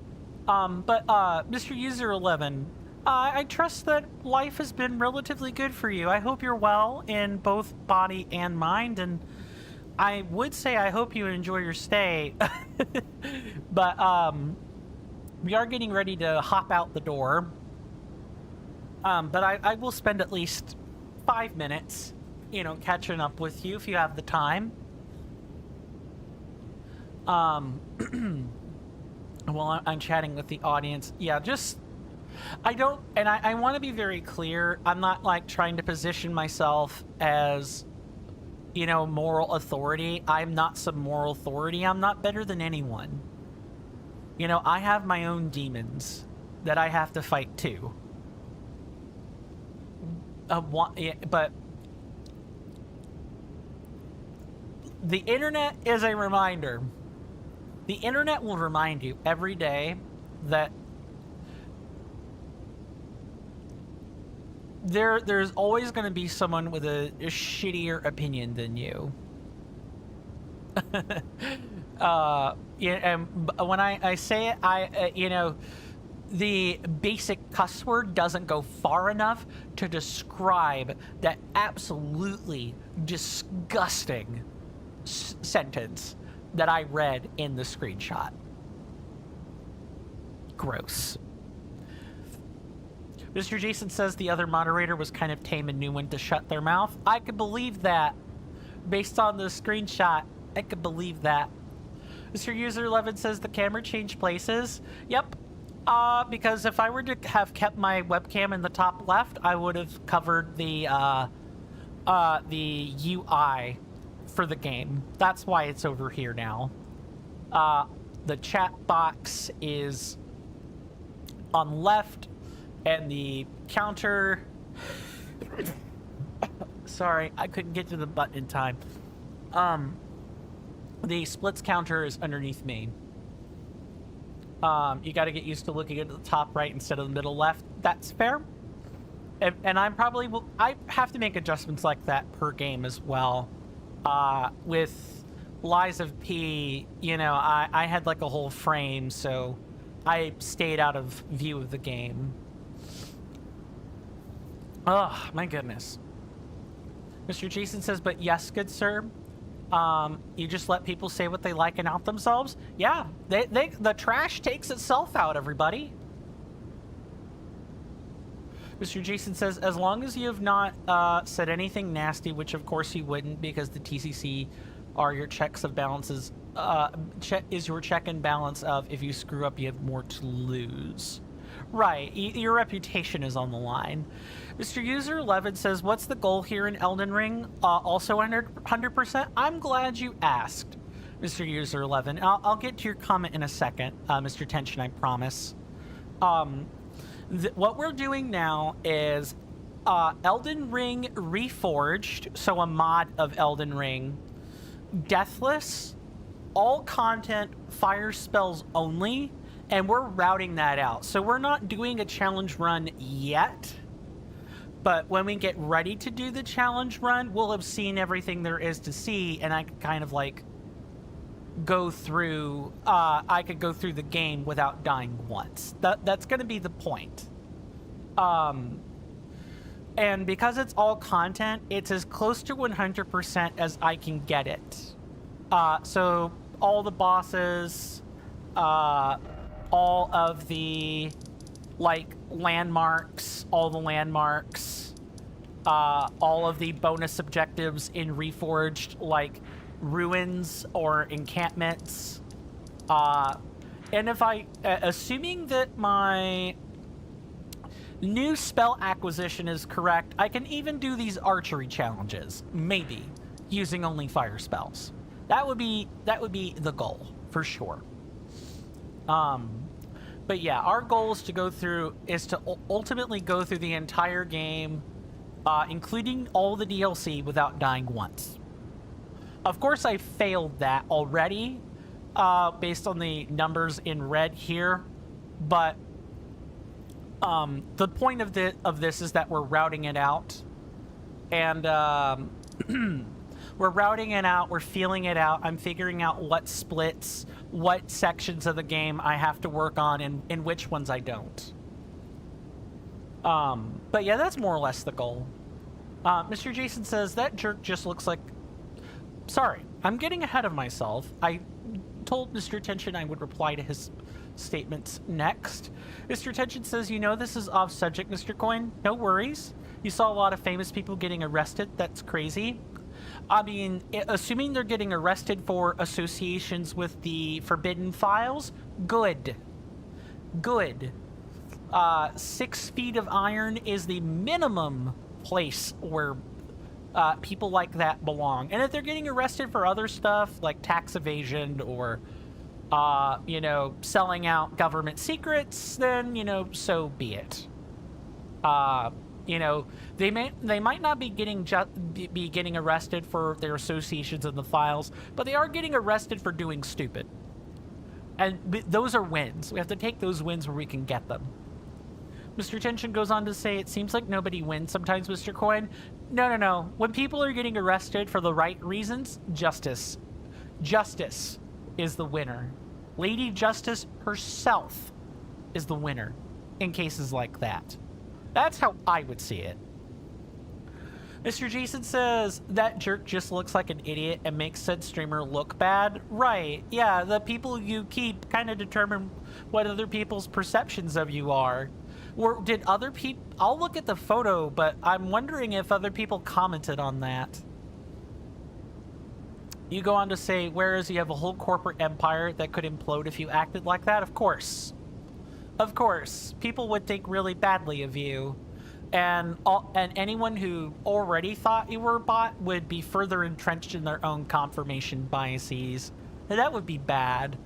That would be really bad. You would probably have to just change your name altogether in that instance, and I don't think you would want to do that.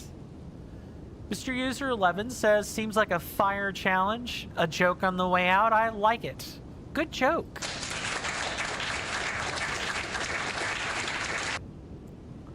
I'm trying to decide. I guess in short... Well, actually, you two have Discord, don't you? And I believe you're both on the server. Mr. Jason, if you feel so inclined and Mr. User 11 doesn't mind, in the interest of, like, not running the stream into perpetuity, maybe Mr. Jason could show you the picture and provide some notable context for what the event is, because I do have to get out the door like in the next few minutes. Mr. Jason says, as much as that person is an idiot, you shall still keep things confidential. Long story short, in case the exchange never happens, someone compared or said that the things that Mr. Jason was saying sounds like something that the really funny Forbidden Man from the Forbidden Files would say. This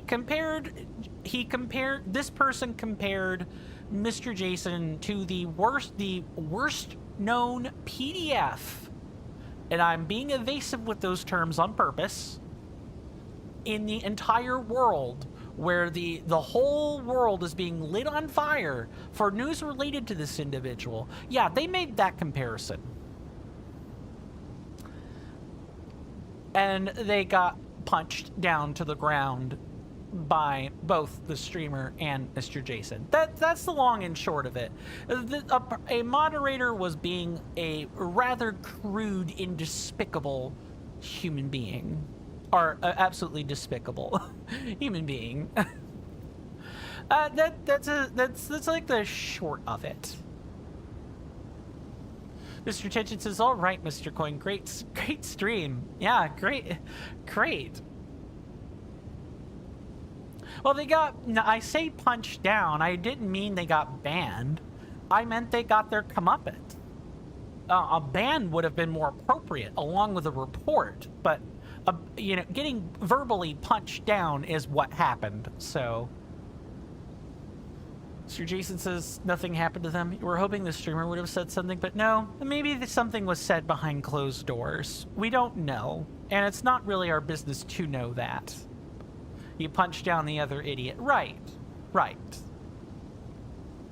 Like I said, absolutely nutso comparisons. Like I said, folks, when people show you who they are, believe them.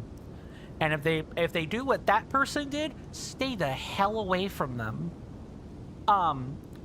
You guys have been a wonderful audience. Thank you so much for letting me ramble an extra 40 minutes without getting upset. Kappa train vibes. Indeed.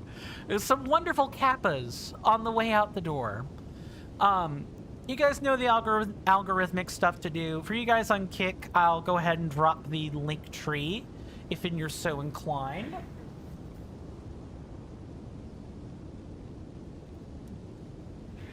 Please do feel free to check that out.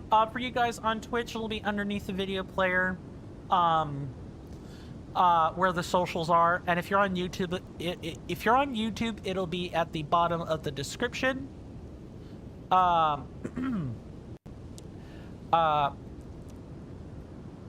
Mr. Oh, whoa, whole bunches of messages. Hang on. Your guys are very welcome for the stream. Yeah, definitely see you tomorrow. Mr. Jason says, the stream is always so captivating, good sir. It is. Or captivating. Har har. User 11 says, happy to be back, Mr. Coin. I'm glad to have you back too, good sir. You must say it'll be hard to show up every day. Don't worry about that. Show up whenever you can. You know, whenever you're available because of the storms here. Right. Yeah, please do stay safe. That's the most important part. I care about everyone's well-being as a human being. Please stay safe. And speaking of staying safe, my name is Coin, everybody, and this has been another long session of Elden Ring Reforged Deathless. All content, fire spells only, routing. Do stay safe and take care of yourselves, my lovely senators and inductees. You're welcome in any of my hallowed halls anytime, and you guys know where those are now. I'll see you guys tomorrow at 11 a.m. Eastern Standard Time. I will put out a notice about that later tonight. You guys are going to be getting 2 more hours starting tomorrow. And with that, goodbye.